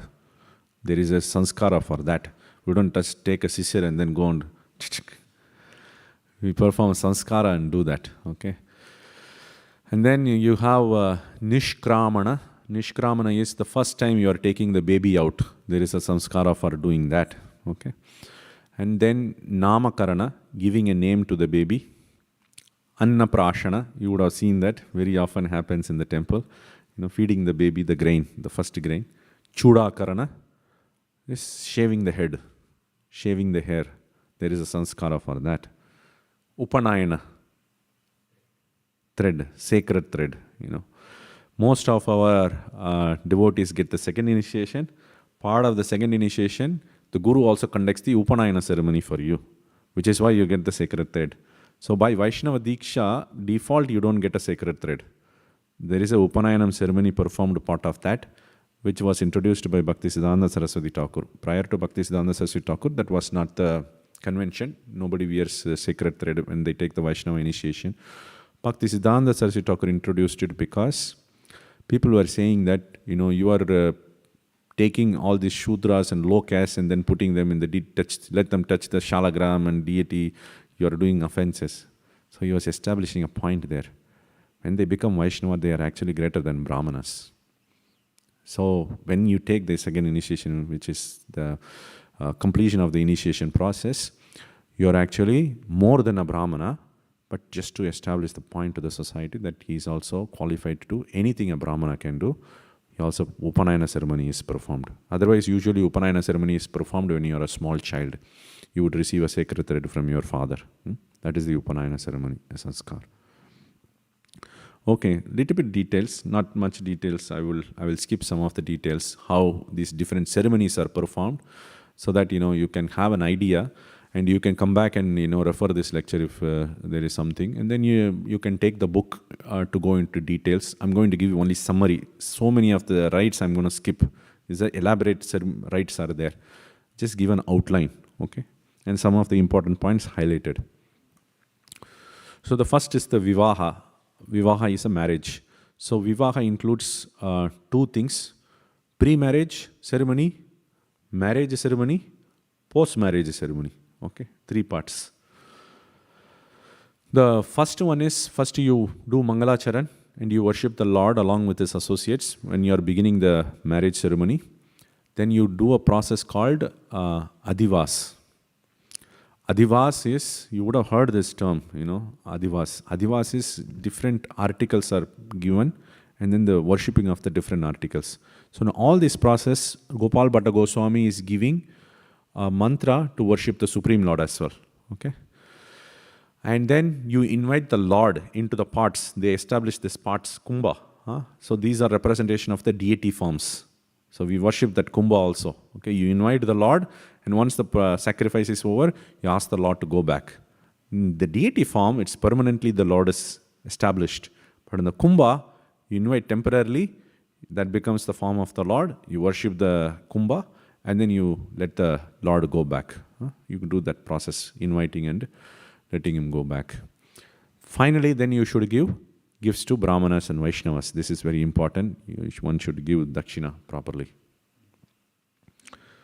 Second is, I will go to the slide later, otherwise you all will start reading. So the second is the actual marriage ceremony. Okay, the marriage ceremony starts with something called Jnati Karma. Jnati Karma means shower. So the boy is taken and the boy's friends and relatives give a shower.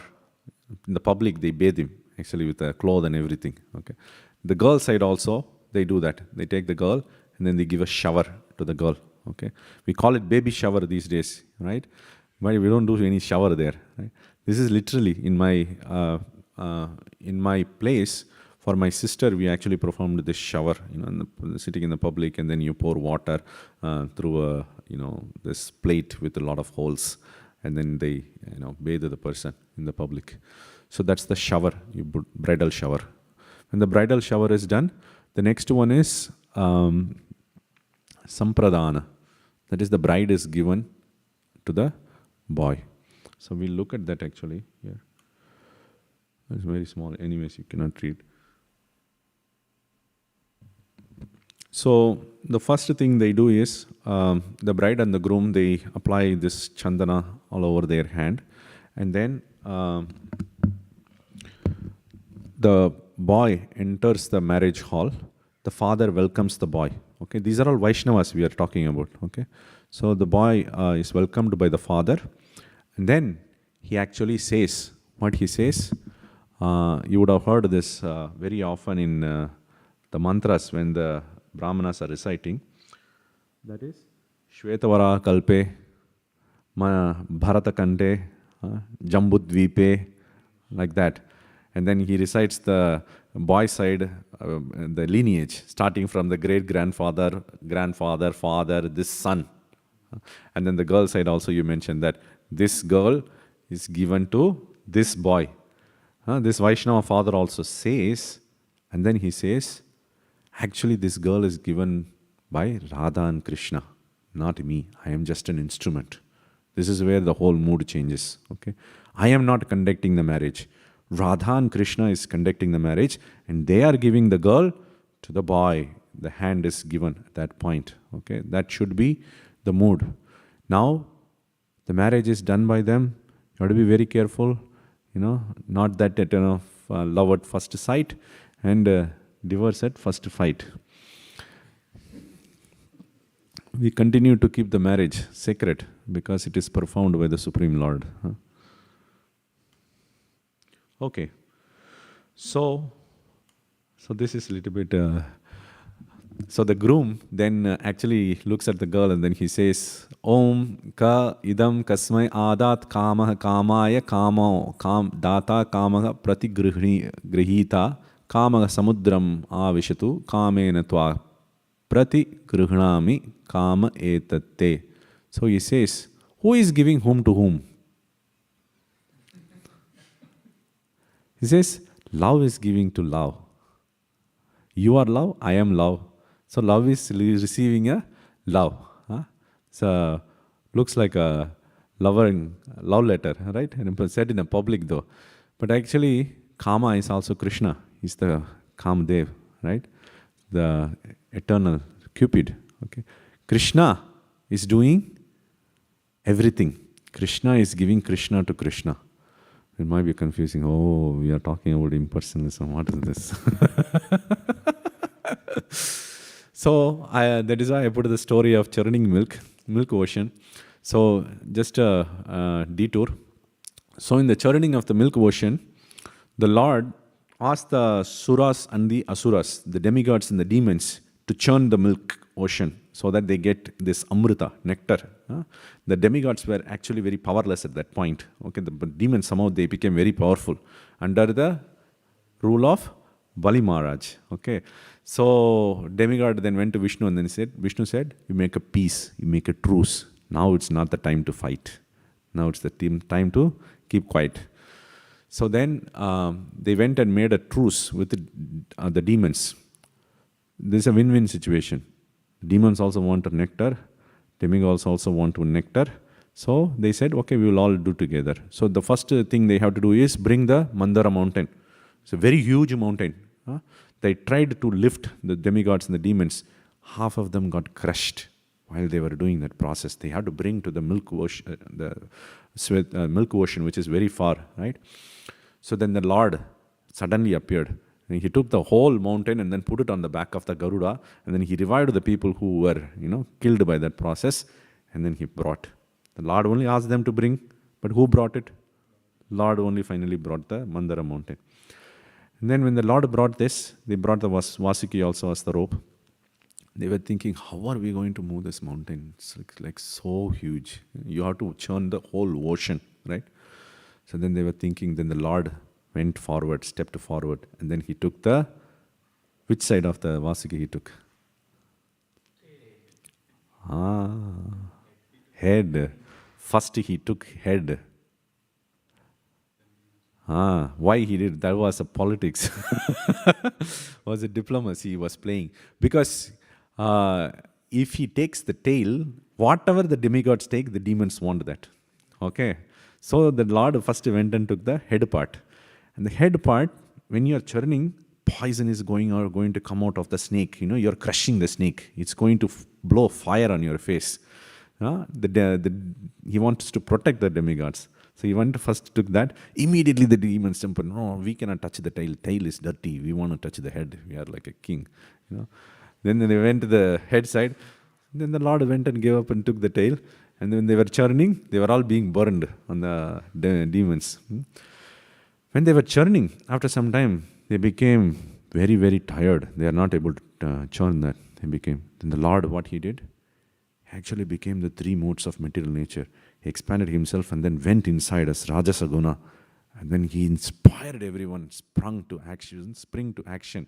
So then they started again with new vigor. They started churning.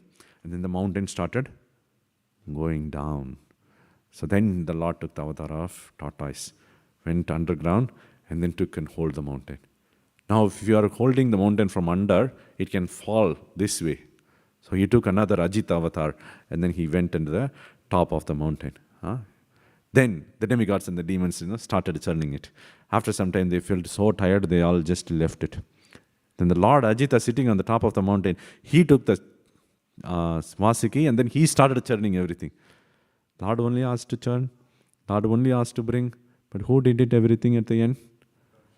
Lord only did it. So, it is the pastime of the Lord. Similarly, here, though the Lord gives the bride to the groom, actually everything is performed by the Supreme Lord. It is all energy of the Supreme Lord. So, in that way, we see everything as the Supreme Lord. So, that is the mood. Okay, so the actual marriage ceremony, where does it happen? The groom puts sindoor on the head of the bride, and then they perform this ceremony called Lajja Homa. Anybody from North India knows Lajja Homa? No? Okay. So there is this puffed rice they have to take in the hand and mix it with the ghee, and then they have to pour inside the homa. And after that, they have to take this Saptapadi, 7 steps. Okay. You have to take 7 steps, and every step you have to actually pray to the Supreme Lord, taking a vow. And completing that 7th step would complete the whole marriage process, marriage ceremony. Okay.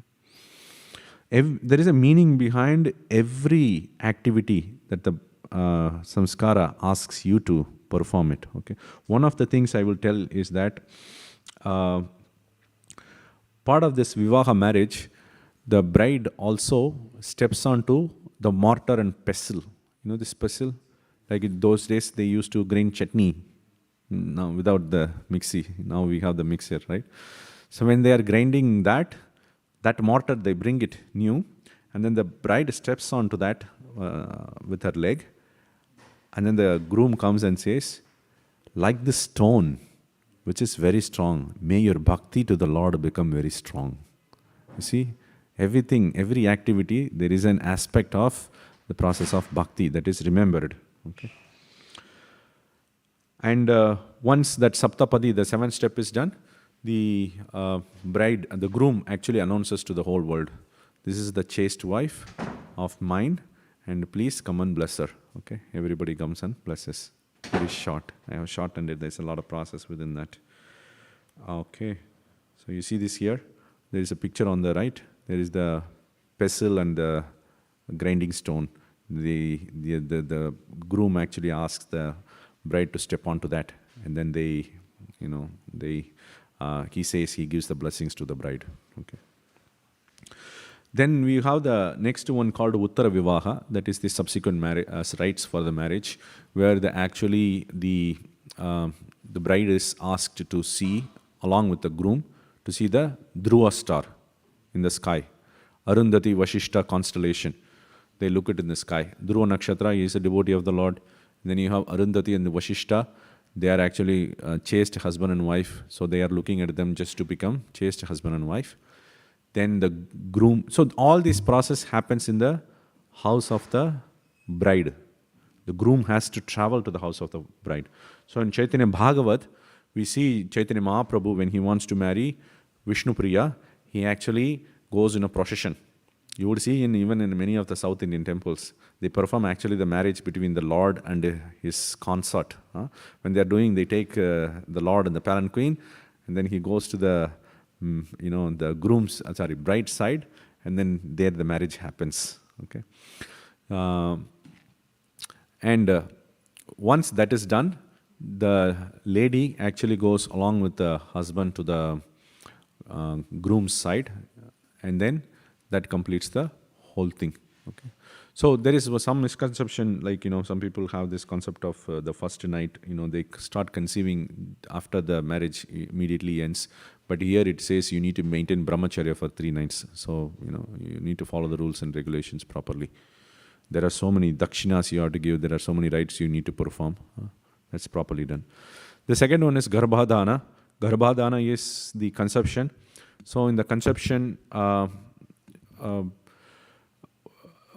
the husband and wife purify themselves. When they purify themselves, the husband looks at the wife and then points towards the womb, and then he says, may Vishnu prepare the yoni. May Achyuta fashion the forms. May Hari carry out the fertilization. May Jagatisha present the child to you. So what is this conveying? The creation process. How this Garbhodakashayi Vishnu or Karanodakashayi Vishnu is creating the universe, we are remembering that. So within the womb, the body is nothing but a representation of the whole cosmic world. Inside your body, it has a lot of complications and details. Okay, the creation happens within the womb, just like the creation happens within the womb of Prakriti. Okay, so we remember actually the Vishnu is doing the procreation, not me. Okay, I am not the Karta. He is the Karta. He is the doer. Because as we become Vaishnava, we give up that conception of the doer. So once you do that, then the conception happens. Then the next one is Pungsavana, right, for making a male child. The male child was, at least one male child was important in the traditional thing, because the male child performs Shraddha ceremony and so on.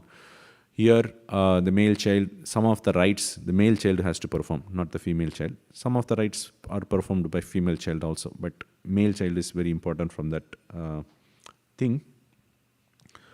So, this one is performed for every progeny. So every time there is a pregnancy, if you want the male child, you perform this Pumsavana. And for the first pregnancy, you perform at the 3rd month. Some details to note, okay? Or in those days, they don't have the ways to find out whether the woman is pregnant or not early. So as soon as they see the movement of the baby in the womb, they actually perform this ceremony. So how do you perform? Actually, you pray to the Supreme Lord. You again bless the child in the womb. Then you perform the homas. And then you give dakshina to the Vaishnavas. This is very, very important. You should give dakshina. And during the pregnancy, all these things to be avoided. We need to maintain the celibacy. The woman should not sleep during the daytime. Should not stay awake in the night time. One should not exert so much physically. You should not ride in the vehicles. Basically, it is the vehicle those days. They shake a lot. You should not take purgatives. Experiencing all types of mental strain should be avoided, so that the baby is not abortioned. Okay, what is the right term? Miscarriage should not happen. It's very, very easy for the miscarriage to happen. So all these things to be avoided. Eating spicy food, over salty food, all these things should also be avoided during the pregnancy. Then comes the next sanskar, which is Simanta Nayana. Simanta Unnayana, that is the parting of the word. Simanta means this the hair line. The woman, when they part in the center of the hair, they have this hair line. Okay? Unnayana means leading through that. So it is actually describing a particular activity that you do in that process. In Tamil Nadu, for example, this same thing is called Valaikapu. Valaikapu means wearing bangles, literally. So one particular activity of the ceremony, they take it and then they name it. So Simantanayana is one of the particular activity of the ceremony. Okay. So here is one picture you can see on the right. There is a Vaishnava couple. They are performing the Simanta ceremony. The husband stands behind the wife, and then he wears in his hand there is a mala. That mala has fig tree, that fig fruit along with the branches, along with the barley. You tie it together in a silk thread, and then you have to wear. While wearing, he should say that, just like this fig tree with a lot of branches and leaves, may you also have a lot of progeny. In those days, having a lot of progeny is considered an opulence. These days we are going away from it, but bringing a lot of Vaishnava children to this world is also a good thing to do. So, consider creating a lot of progenies. Then in the main process, what you do is take this porcupine quill. You can buy from Amazon. Porcupine quill is there. Yeah, very easy to do these days. So you take it and then you just lead over the part of the hair. That is the process. That is the Simantanayana process. Okay. So there is the mantra you recite from the Samaveda. I part her hair with the instrument with which Prajapati Vishnu parts the hair of Aditi. So you remember, Vishnu actually did the same parting of the hair for Aditi. We are remembering the pastime of the Lord while we are parting the hair of the woman. Okay. So in every process, we are remembering Krishna. That is the most important part. And then the married woman with the children comes and blesses them. Okay. The wife has to, at the end, she has to eat cooked sesame, urad and rice together. That completes this Simanta ceremony. There is the Shoshanti Homa is also there. This is performed just before the delivery of the child. If you want this child to be safely delivered, just before the delivery of the child, you have to perform this Homa. Okay, it's a fire sacrifice you need to perform. During the fire sacrifice, you also give a secret name to the child. This also says that you don't name the child before the child is born. You name the child after the child is born. Why? You have to consider astrological nakshatra properly and you give the name. The name people are uttering to that child actually changes his fortune and misfortune. Okay. For Vaishnavas, we get the name from the Guru. That's a different thing. But for when the child is born and then is called by others, Before the name, before he takes the initiation, then the name is very important. You call with a wrong name, you are creating misfortune for your child. So, when the child is born, look at the nakshatra and you name the child accordingly. But in the Soshanti Homa, you have to give a name to the child. You have to say, this person, I am praying. Okay? So how do you do that? So they create a secret name, a temporary name. Can call like a temporary variable in a software. Just throw it away. So you keep it secret. You don't tell to people. Okay. So again, at the end, you do what you do? Give dakshina to the Vaishnavas. This is very, very important. You should give always dakshina to the Vaishnavas. Any right to be done. Then comes the next one, Jata Karma. Jata Karma is completing the umbilical cord. So even today you can do that. In the pregnancy room, those who are unmarried, just to take a note. In the pregnancy room, the father is asked to cut, even in America, they do that. So the father goes and cuts the cord. Okay. Before cutting the cord, you can actually do this process. It's a very easy process. The father prays to the Guru Parampara and he remembers the Vishnu. Okay. Then he has to use his thumb on the ring finger. This is a ring finger.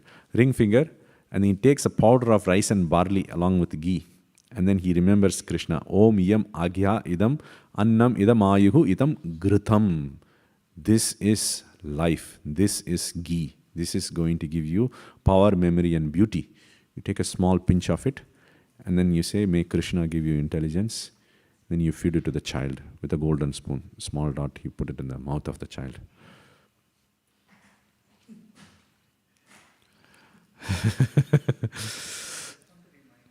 Yes. 9:45 I have to stop, right? Last time I stopped at 9:30. Mataji said 9:45. Now it is changed, huh? Oh, I see. Okay, I'm sorry, actually. So, I'll take 2 minutes to complete, okay?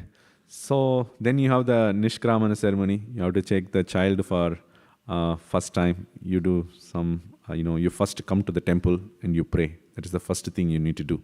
There is a time also given when you have to come. You have to show the deity to the kid. See the deity. That's the first time you come out, you show. Okay, next is Namakarana, giving a name. This is also, name is traditionally given on 10th, 12th and 100 nights past, but now you have to register, so you have to give the name on the first night. Okay. Okay, I will skip. Then Annaprashana. Annaprashana you actually give her the 6th or the 8th month for the boy, 5th or the 7th month for the girl. The father feeds the child, saying, O Lakshmi and Narayana, the Lord of Anna, bestow us the Anna cooked by Lakshmi, tasted by both of you. Okay. Chudakarana. The barber, he actually shaves the hair. Like you look at the razor and you say, you are the teeth of Vishnu. Shave the child's hair like that. Then the Upanayana ceremony. These two ceremonies are very, very big. One is the Vivaha, the marriage is very big. The second one is Upanayana. It is actually taking, Upanayana means taking the child literally to the Guru. Okay. So we will stop here. I can share the slides later if you want. And there is the book Satkriya Saradipika. It's available online. You can download it for more details. Hare Krishna. Thank you. Thank you.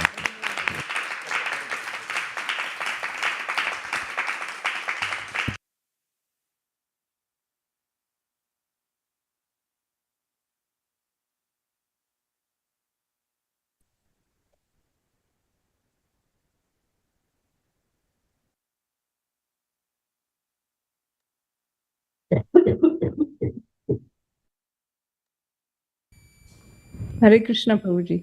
Thank you so much for your class.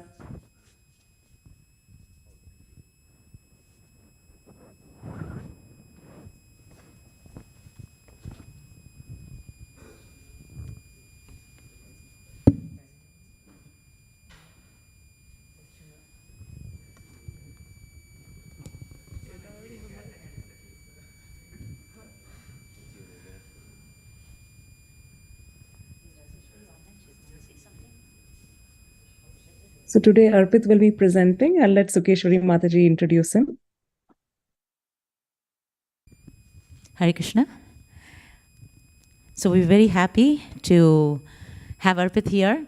He will be presenting, a few things that we've been learning in Kaishora class.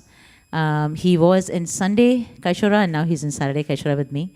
Raseshwari teaches Sunday Kaishora and I teach Saturday Kaishora class. And Arpit is a 8th grader in middle school at Dublin. And we're very happy to have you here, Arpit. Arpit is very focused. Whatever you tell him, he gets done. He really just memorized the Hantaya Mudra. So thank you so much, Arpit, for being here, and you can get started. Hare Krishna.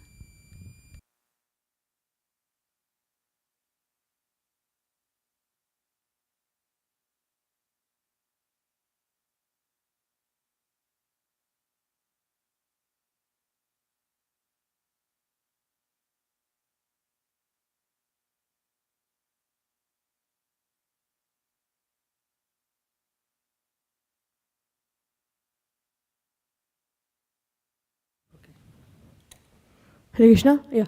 Hare Krishna, everyone. My name is Arpit, and I'm in 8th grade. And today I'll be presenting about the topic, what is the greatest offense?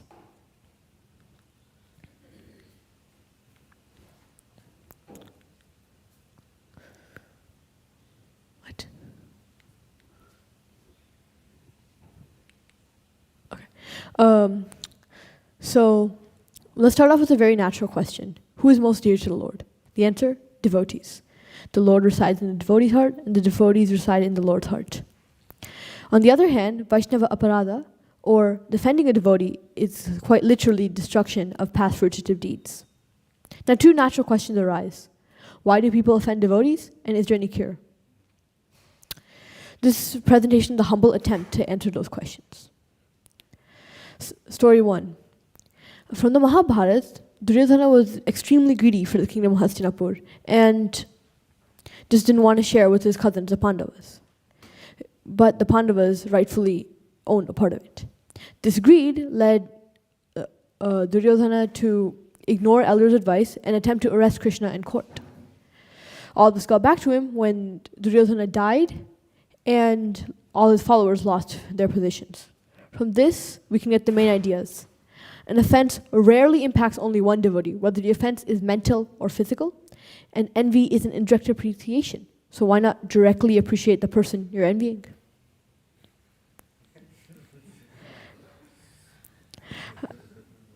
Another story states that Ramachandra Khan was a very wealthy landowner, but was envious of Haridasa Thakura. He was so envious that he sent a prostitute to try to pollute Haridasa Thakura, but the prostitute ended up becoming a great Vaishnavi after listening to Haridasa Thakura chant. After that, Ramachandra Khan also insulted Lord Nityananda by denying him stay in the mansion, saying that there isn't enough room, but there's enough room in a small farmer's cottage. Also, Mahavendra Puri was in the last stage of his life, and he was crying for Krishna. One of his disciples, Ramachandra Puri, criticized him, saying, "Why are you crying for Krishna? Remember Brahman." But this criticism was wrong and an offense to his guru. This led Ramachandra Puri down a long material path to a point where he envied the followers of Lord Chaitanya. From these stories, we can get the main ideas. An offense to the guru will lead an offender down a material path. Instead, one should try to please them and therefore increase love for Krishna. One offense will also lead to other offenses, to other devotees that will come back to the offender. The Ramayana also teaches us a few lessons about offending devotees. For example, Lakshmana was doubting Bharata's intentions of coming to meet Rama in exile. This was an offense, as Bharata was a great Vaishnava and never do anything wrong to Rama. This got back to Lakshmana when Sita Devi doubted Lakshmana for not going to help Rama kill the golden deer. Sita Devi herself experienced this kind of doubting when Lord Ramachandra doubted Sita Devi for staying in the house of Ravana for a whole year. Sugriva also thought of Lakshmana as a servant of Rama and basically didn't give him a seat, which was an offense as Lakshmana was no servant, but was actually a great devotee. Lord Ramachandra humbled Sugriva by making him bow down to Lakshmana to wear the garland of flowers before his fight with Bali. From these stories, you can get the main ideas. Doubting a Vaishnava is an offense, and one should always give them the benefit of doubt. God can excuse someone on his account, but not someone who offends a devotee. And one must cultivate a culture of respect towards devotees and therefore avoid disrespecting them. What happened to the Bhaktivan offender? Srimad Bhagavatam, Canto 10, Chapter 4, Text 46 states, Ayud Shriyam Yaso Dharmam Lokan Asisa Evacha Hanti Sheyamasi Sarvani Pumso Mahad Atikramaha. Translation: when a man persecutes great souls, all the benedictions of longevity, beauty, fame, religion, blessings, and promotion to higher planets will be destroyed. Any pious activities one may have committed or done would just go in basically a blink of an eye if one offends a devotee. Summary: one must carefully deal with devotees as one offense could ruin everything, literally. One must sincerely beg the forgiveness of a devotee and try to please them and render for service. Vaishnava Ninda is like poison, but glorification is a nectar that destroys the effect of such poison. Offense is equal to ruin. Glorification is equal to elevation. Thank you for listening. Hari Bol, everyone.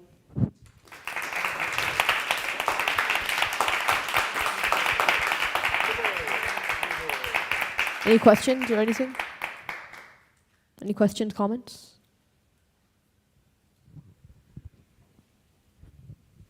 Thank you for your presentation. One point that really stuck with me was about envy, that it's an indirect appreciation of somebody, so you should just directly appreciate them. I found that nice too. Anyone else? Thank you so much, Arpit. That was a fantastic presentation. I just thought he understood the concept and was very confident in presenting. These stories were based from a wonderful book by Gaurang Darshan Prabhu. And thanks so much to Raseshwari Leela Mataji who taught them these beautiful stories. So let's have a big hand for Arpit and Raseshwari Leela Mataji. Hare Krishna.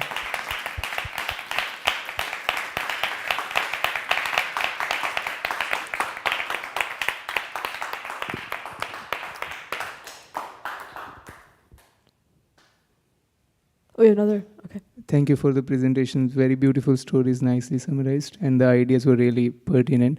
I have a question. If one is in a position of correction, one is in a position of authority. Mm-hmm. So, for example, a parent teaching a child, or in a brahmachari ashram, somebody is grooming the next generation. So, how do you not offend the devotees, but one has the duty to correct them and uplift them? I'm not sure, but what I would say is correcting someone isn't necessarily offending them. It's as long as it's like nicely done and not like you straight up just like rudely say don't do this, don't do that, but then you don't know what to do, right? So correcting is like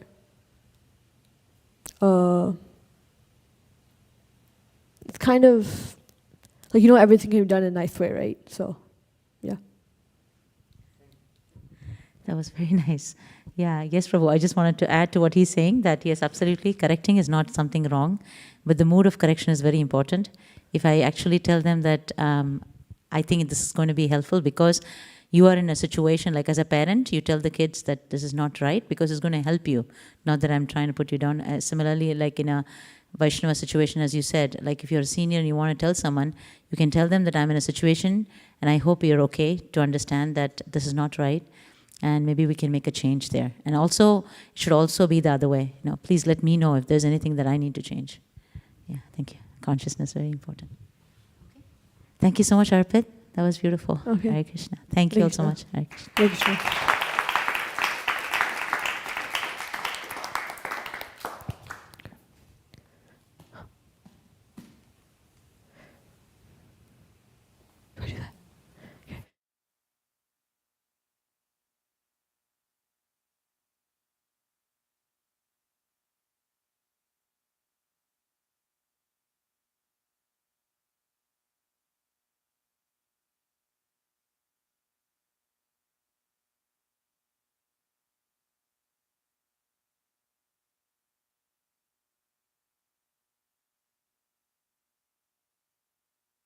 Request everybody to put away the placemats. We're going to get started with Guru Puja.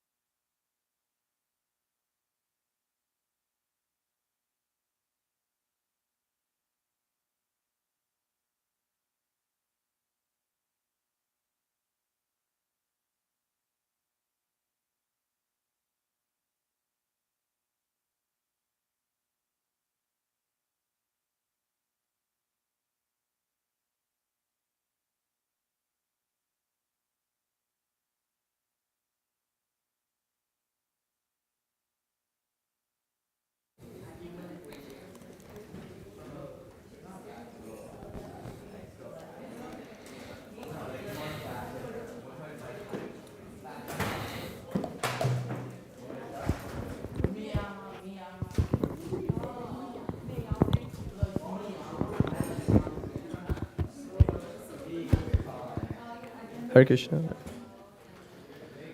Hare Krishna, everybody. Now we'll have Guru Puja.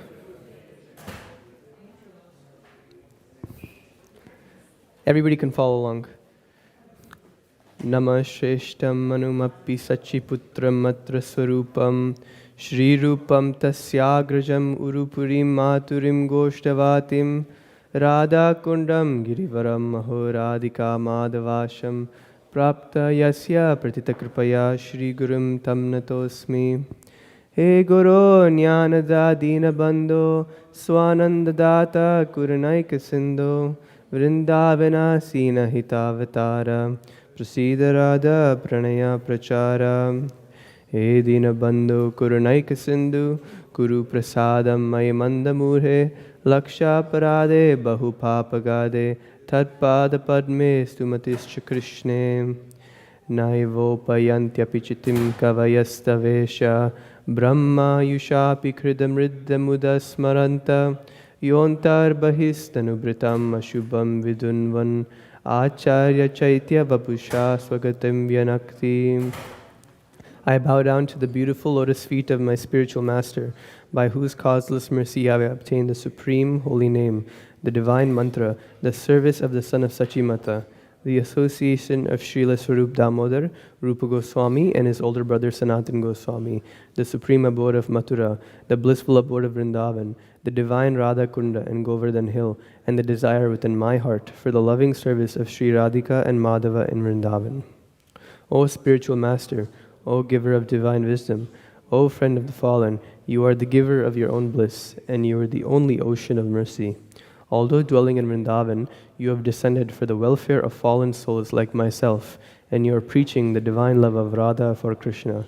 Please be kind upon me.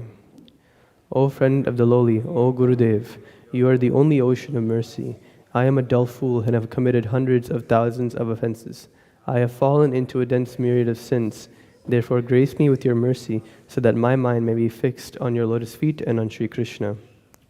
O my Lord, transcendental poets and experts in spiritual science could not fully express their indebtedness to you, even if they were endowed with a prolonged lifetime of Brahma, for you appear in two features, externally as the Acharya and internally as the Supersoul, to deliver the embodied living being by directing him how to come to you.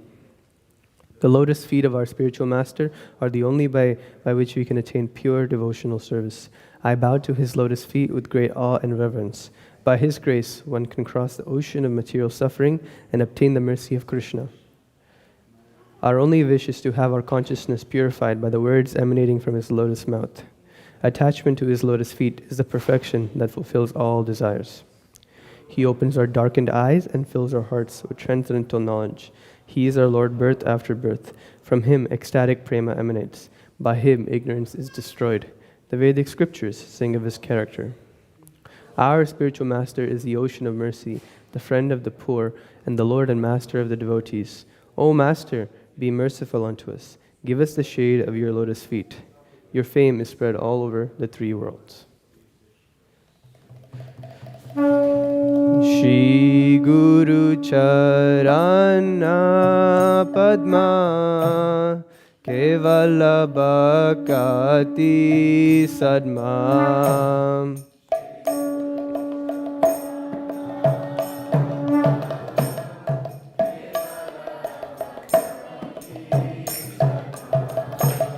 Vandamu Isavadana Mate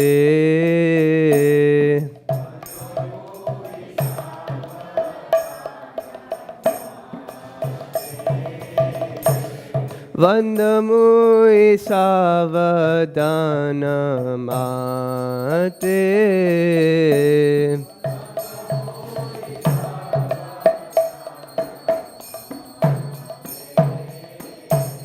Jahara prasade bhai e bhavatoriya jai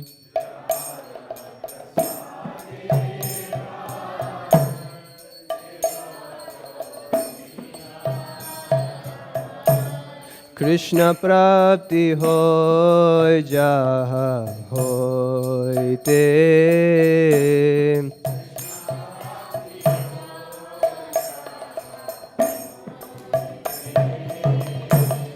Krishna prapti hoy jaha hoy te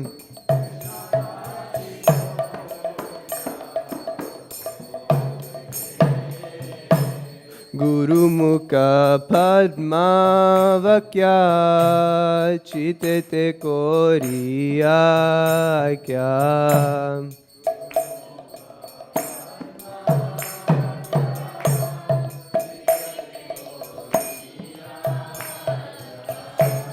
Guru mukha padma vakya chitete koriya kya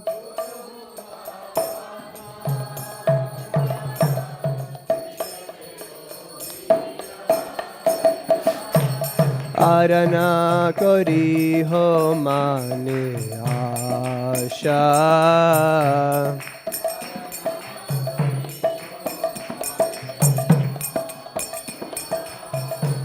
Arana kori ho mane asha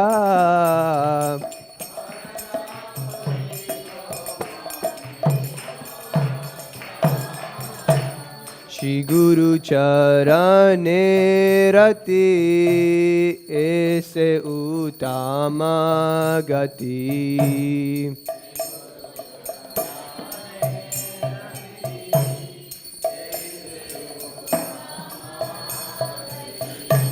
Shri Guru Charane Rati Ese Utama Gati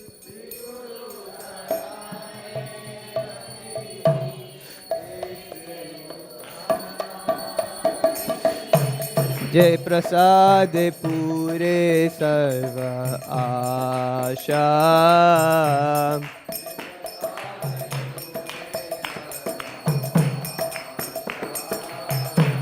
Jai Prasad Pure Sarva Asha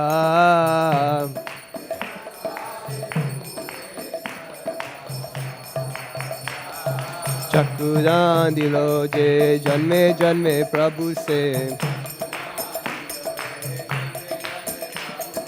चक्कुदान दिलो जे जन्मे जन्मे प्रभु से दिव्य ज्ञान हृदय प्रकाशित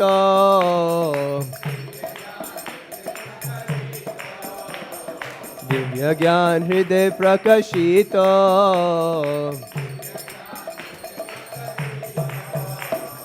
Prema bhakti jaha hote avidya vinasa jate. Prema bhakti jaha hote avidya vinasa jate. Vedega jahara charito.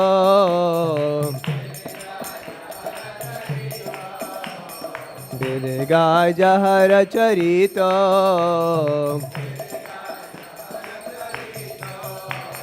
Chakudan dilo je janme janme Prabhu se. Chakudan dilo je janme janme Prabhu se.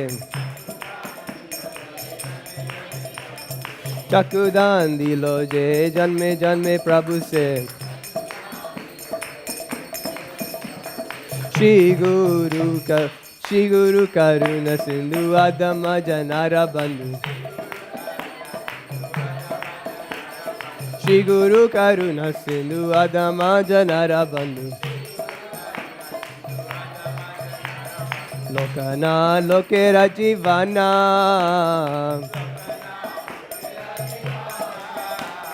Lokana Lokera Jivana.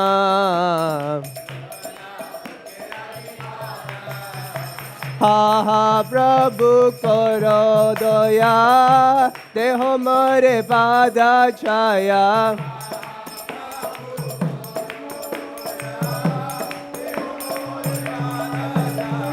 Ha ha Prabhu karo doya, deho mare pada chaya.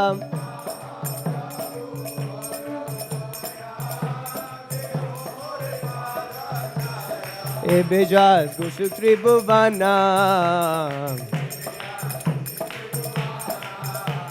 Ebejas Gosutri Bhuvana. Shila Prabhupada Patita Pavana. Jaya Prabhupada, Jaya Prabhupada, Jaya Prabhupada, Shila Prabhupada.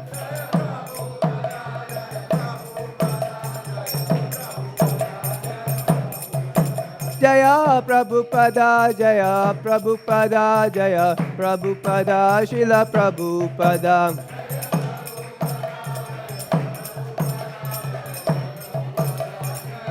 Jaya Jaya Prabhupada, Prabhupada, Prabhupada, Jaya Jaya Prabhupada.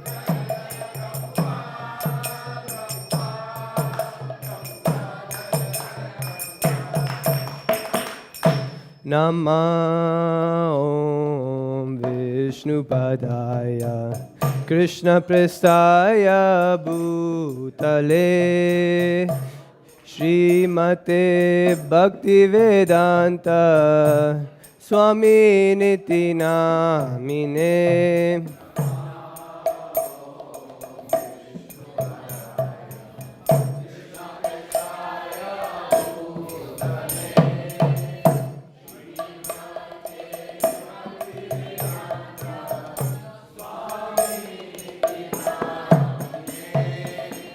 Namaste Saraswati Deve Gauravani Pracharine Nirvishesha Shunyavadi Pashyatya Deshatarine.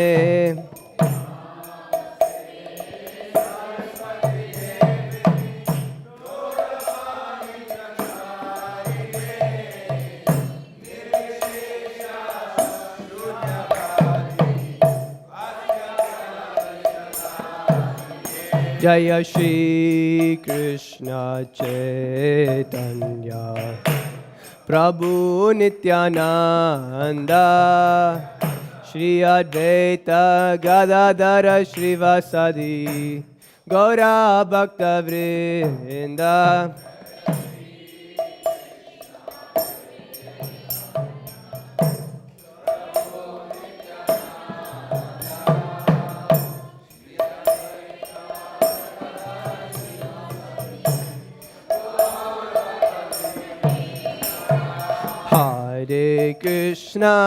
Hare Krishna, Krishna Krishna Hare Hare Hare Rama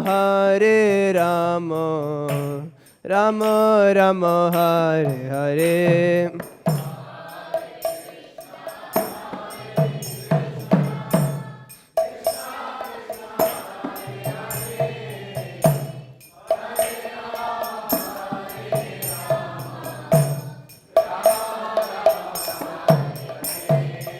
Hare Krishna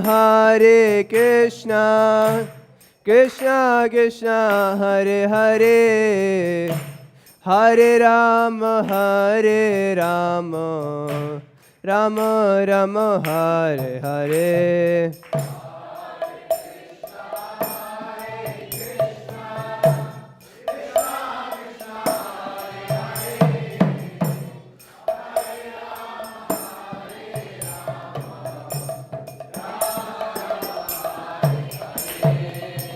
Jaya Radha Madan Mohan Shri Radhe.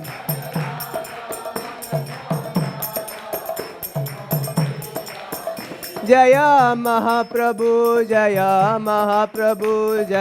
Mahaprabhu Shriman Mahaprabhu.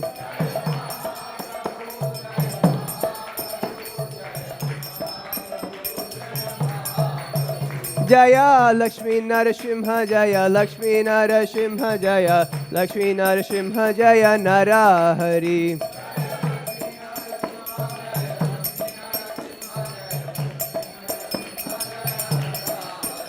Jaya Jaya Prabhupada Prabhupada Prabhupada Jaya Jaya Prabhupada.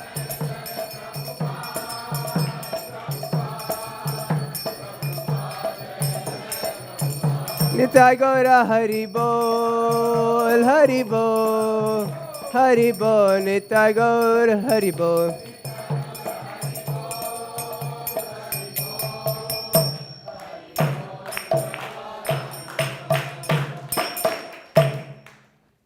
Now we'll sing the Damodarshtakam. Everybody can be seated.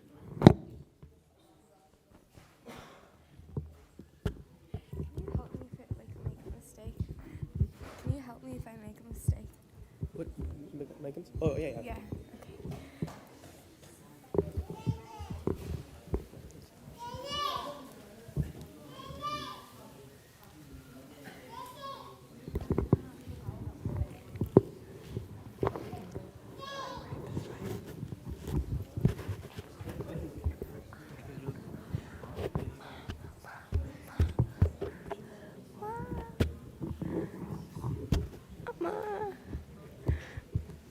Amma, can you hold me?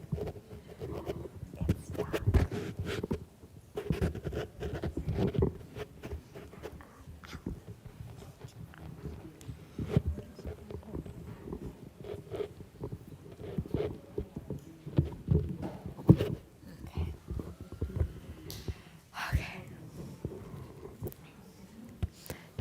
Namamishwaram Sachidanandarupam Lasat Kundalam Gokule Vrajamanam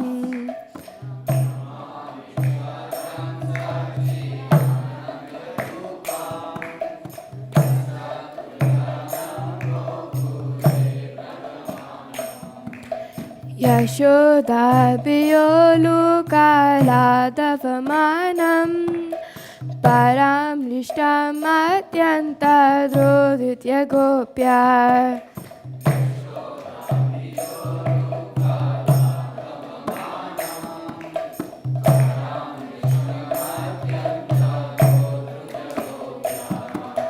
Krudantam Muhurnetra Yukmam Rajantam Karam Bhoja Yukmena Santankanetram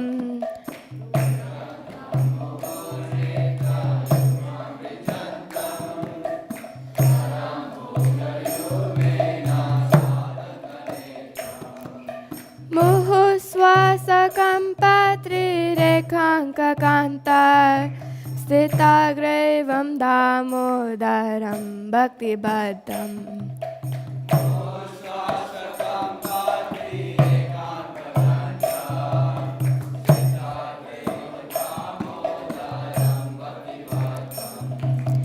इति दिक्स्वलीलाभिरानन्दकुण्डे स्वगोसं निमज्जन्तम् आज्ञापयन्तम्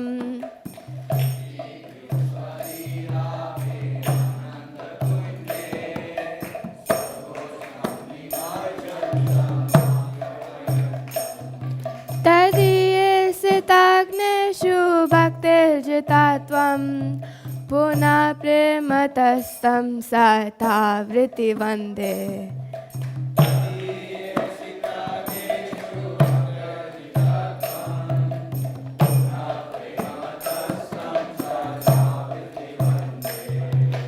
वरं देव मोक्षं न मोक्षं वदिं वा न चान्यं वृणेऽहं वरे सदपिह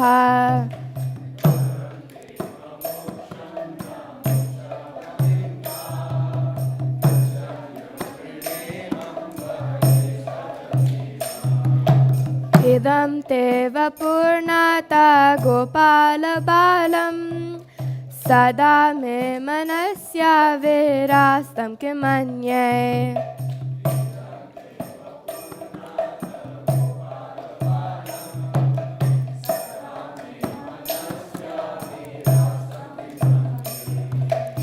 इदं ते मुखं भोजम् अत्यन्तनीलैर्वृतं कुण्डलैः स्निग्धरक्तैश्च गोप्या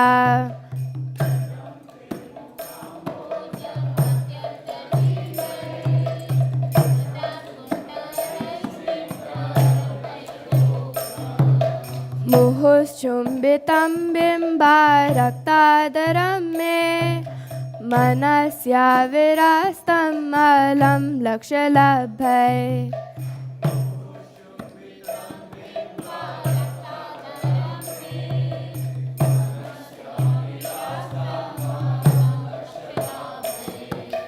नमो देवदामोदरानन्तविष्णो प्रसीद प्रभो दुःखजलाब्धिमग्नम्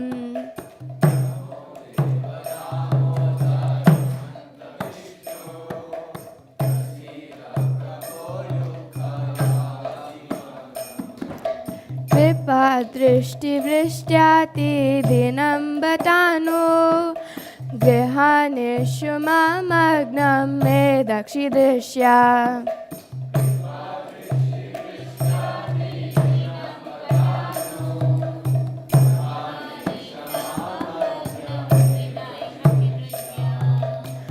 कुबेरात्मजौ बद्धा मूर्त्यैव यद्वत् त्वया मोचितौ भक्तिभाजौ कृतौ च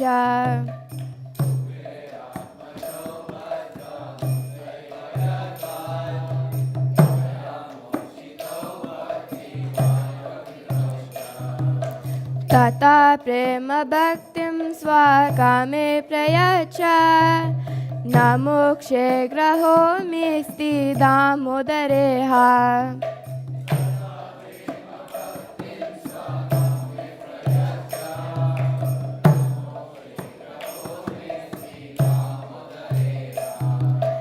नमस्तेस्तु दाम्ने स्फुरादीप्तिदाम्ने त्वदीयोदराय विश्वस्य धाम्ने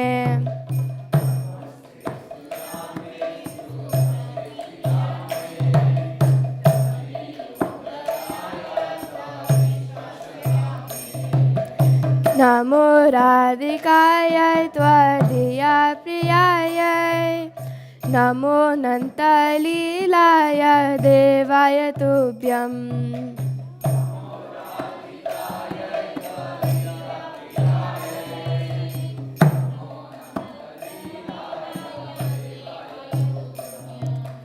नमामीश्वरं सच्चिदानन्दरूपं लसत्कुण्डलं गोकुले व्रजमानम्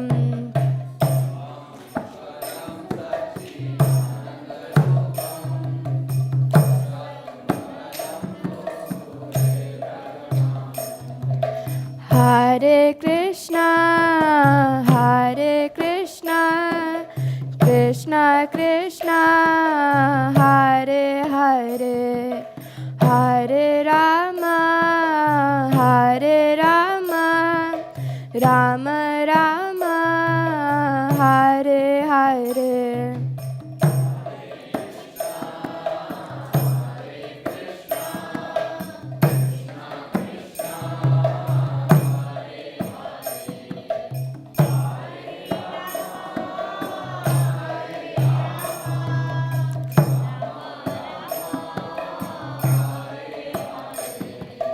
Hare Krishna, Krishna Krishna, Hare Hare, Hare Rama, Rama Rama, Hare Hare.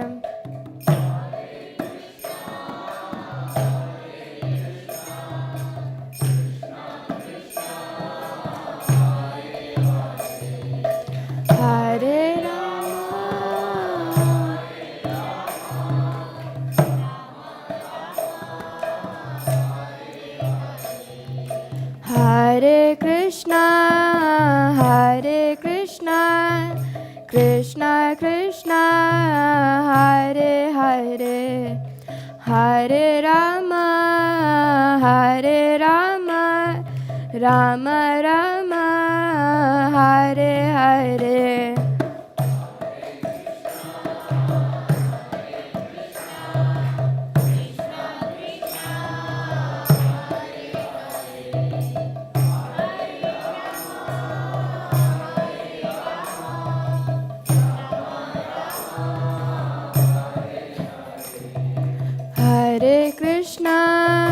Hare Krishna, Krishna Krishna, Hare Hare, Hare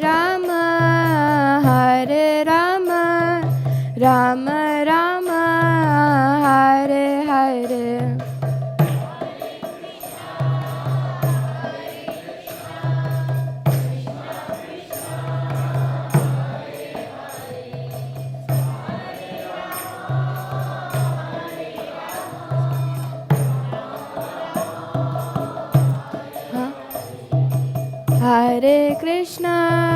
Hare Krishna, Krishna Krishna, Hare Hare, Hare Rama, Rama Rama, Hare Hare.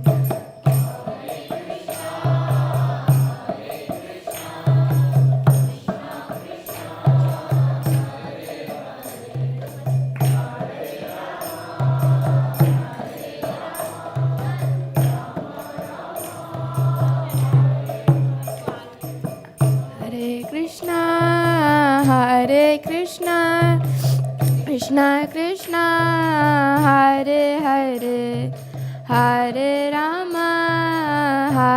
Rama, Rama Rama, Hare Hare.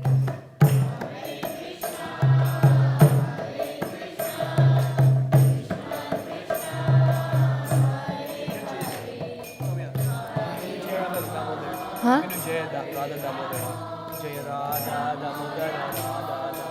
I don't know that one. Damodara Radha Damodara Shri Radha Radha Damodara Radhe Jaya Radha Damodara Radha Damodara Shri Radhe.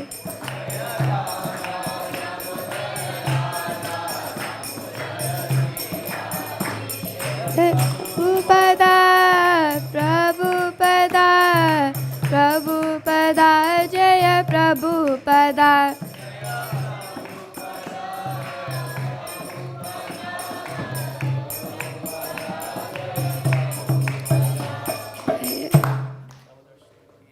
Jai.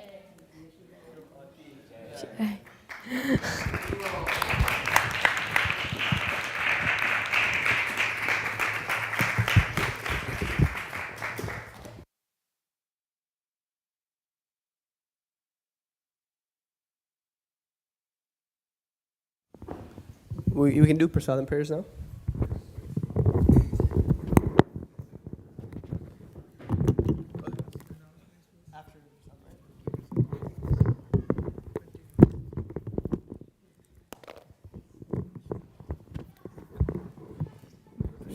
Announcements after.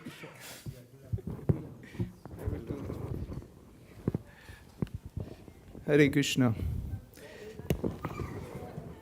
Hare Krishna. Hare Krishna. Krishna Krishna. Hare Hare. Hare Rama. Hare Rama. Rama Rama. Hare Hare. Thank you, dear devotees, for joining us on Saturday morning program. We are so happy to have you. I would like to see who is joining for the first time. Please, if you could raise your hands. Hare Krishna, thank you. Thank you for joining. Your names? Devashish and Urmi. Thank you so much for joining. Anybody else? Kathy. Thank you, Kathy. And Anjan. He is the father of Arpit, who gave the Kaishora presentation today. So thank you so much for joining us. Let's welcome our newcomers with the Hare Krishna Mahamantra. Hare Krishna, Krishna Krishna, Hare Hare, Hare Rama, Rama Rama, Hare Hare. Thank you so much for joining us. If you have any questions, you can reach out to me or any other volunteers that you see here. So we are very happy to have you, and we look forward to seeing you on regular basis. Yes. We are going to have Sunday feast, 3:30 to 5 tomorrow, and same like we have 3:30 to 5 program. So and then we'll follow with the Damodar Ashtakam at 5 tomorrow. So 5:30 is dinner prasad, yeah, and 7 o'clock we'll have Gopi Geet. After that, Gopi Geet, there's a recitation of prayers from Bhagavatam, yeah. 5:30 dinner, 7 o'clock, again, you can come here in the temple hall. Thank you. Thank you for that question. And on Monday, we will have a special Govardhan Puja, Govardhan celebrations. So, it starts in the evening at 6 p.m. with the bhajans, and then we'll have a class on the glorification of Govardhan pastime, followed by Aarti and Prasadam. So please do join us on Monday. It's a festival weekend. We would like to thank our speaker, His Grace Vraja Prabhu, for a wonderful japa session in the morning, followed by a wonderful class on the sanskaras. He told us what is the significance of the 10 sanskaras, how we can follow them in alignment with bhakti. So let's thank our speaker with a big round of applause. Hari Bol! Hari Bol! Hari Bol! Hari Bol! Hari Bol! Thank you so much, Prabhu. We would also like to thank Halayut Kripa Prabhu for leading a wonderful Guru Puja and a Kirtan, and also Soumya for leading the Damodar Ashtakam. Hari Bol! Hari Bol! Hari Bol! Hari Bol! So now I think we have announcements for Sankirtan. So as we know in ISV, we go out after we fill in the Bhagavatam, we want to share this with others. So we have a goal to distribute at least 73,000 Bhagavad Gita copies from October through December. This is a festival season, so there are so many occasions, Diwali, Govardhan Puja, then we have Thanksgiving, New Year, so many occasions to gift something to our near and dear ones. So Bhagavad Gita is the best gift we can give. So we have many teams going out for Sankirtan. We place these Bhagavad Gitas in many stores where people can pick them up. We are also going to festivals throughout in Bay Area and Indian stores for giving these books out. So from Western Sankirtan, we have one team going for Espanol Sankirtan. We give the Bhagavad Gita in more than 80 languages. So Adinath Krishna Prabhu and Tim Prabhu, they are going for distributing in Spanish. And that's one team. Second team is going to ICC in Milpitas. We have a Diwali Mela there. So one team will be going there. And I am going to San Francisco. We have many stores there, so we are going to distribute Bhagavad Gitas there. So if you like to join any of the teams, please contact me. And if you like to sponsor Bhagavad Gitas and take them with you, you can take a case of Bhagavad Gita and distribute yourself. That way you can become part of the campaign and distributing this wisdom of Bhagavad Gita to everybody. Any other announcements on Zoom? Is there anybody? Malini Mataji or Kameshwari Mataji? No? Okay. So now we would also like to thank our broadcast team headed by His Grace Ramanand Sakha Prabhu and Krishnangi Gopi Mataji. Thank you so much. Hari Bol! Hari Bol! Hari Bol! And the cooks for today?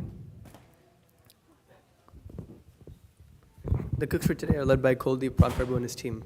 Thank you all. Thank you to them. Hare Krishna.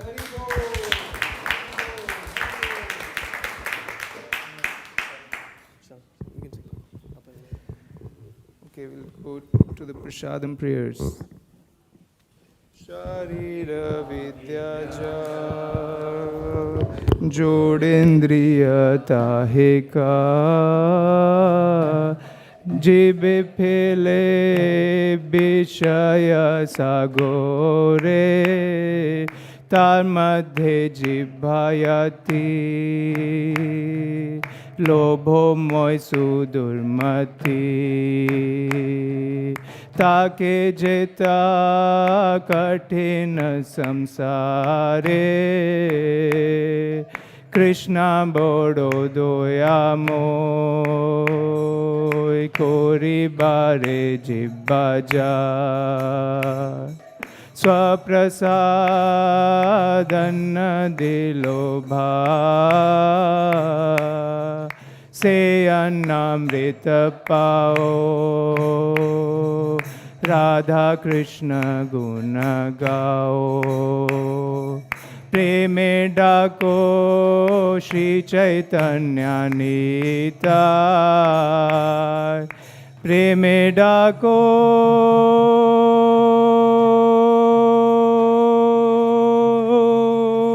Shri Chaitanya Nita Mahaprasade Govinde Nama Brahmni Vaishnava Swalpa Punyavatam Rajan Vishwaso Naiva Jayate Prasade Sarva Dukkhanam Hanirasya Upajayate Prasanna Cheta Soyashu Buddhi Paryavatishtate Tavyopa Bhukta Sragganda Vaso Lankara Charchita Uchishta Bojino Dasas Tava Mayam Jayemahi Bhagavad Shri Mahaprasadam Ki Jai. Please come and take Prasadam. Prasadam will be served in the picnic area. Right outside this door, take a sharp right. Hare Krishna. Hari Bol.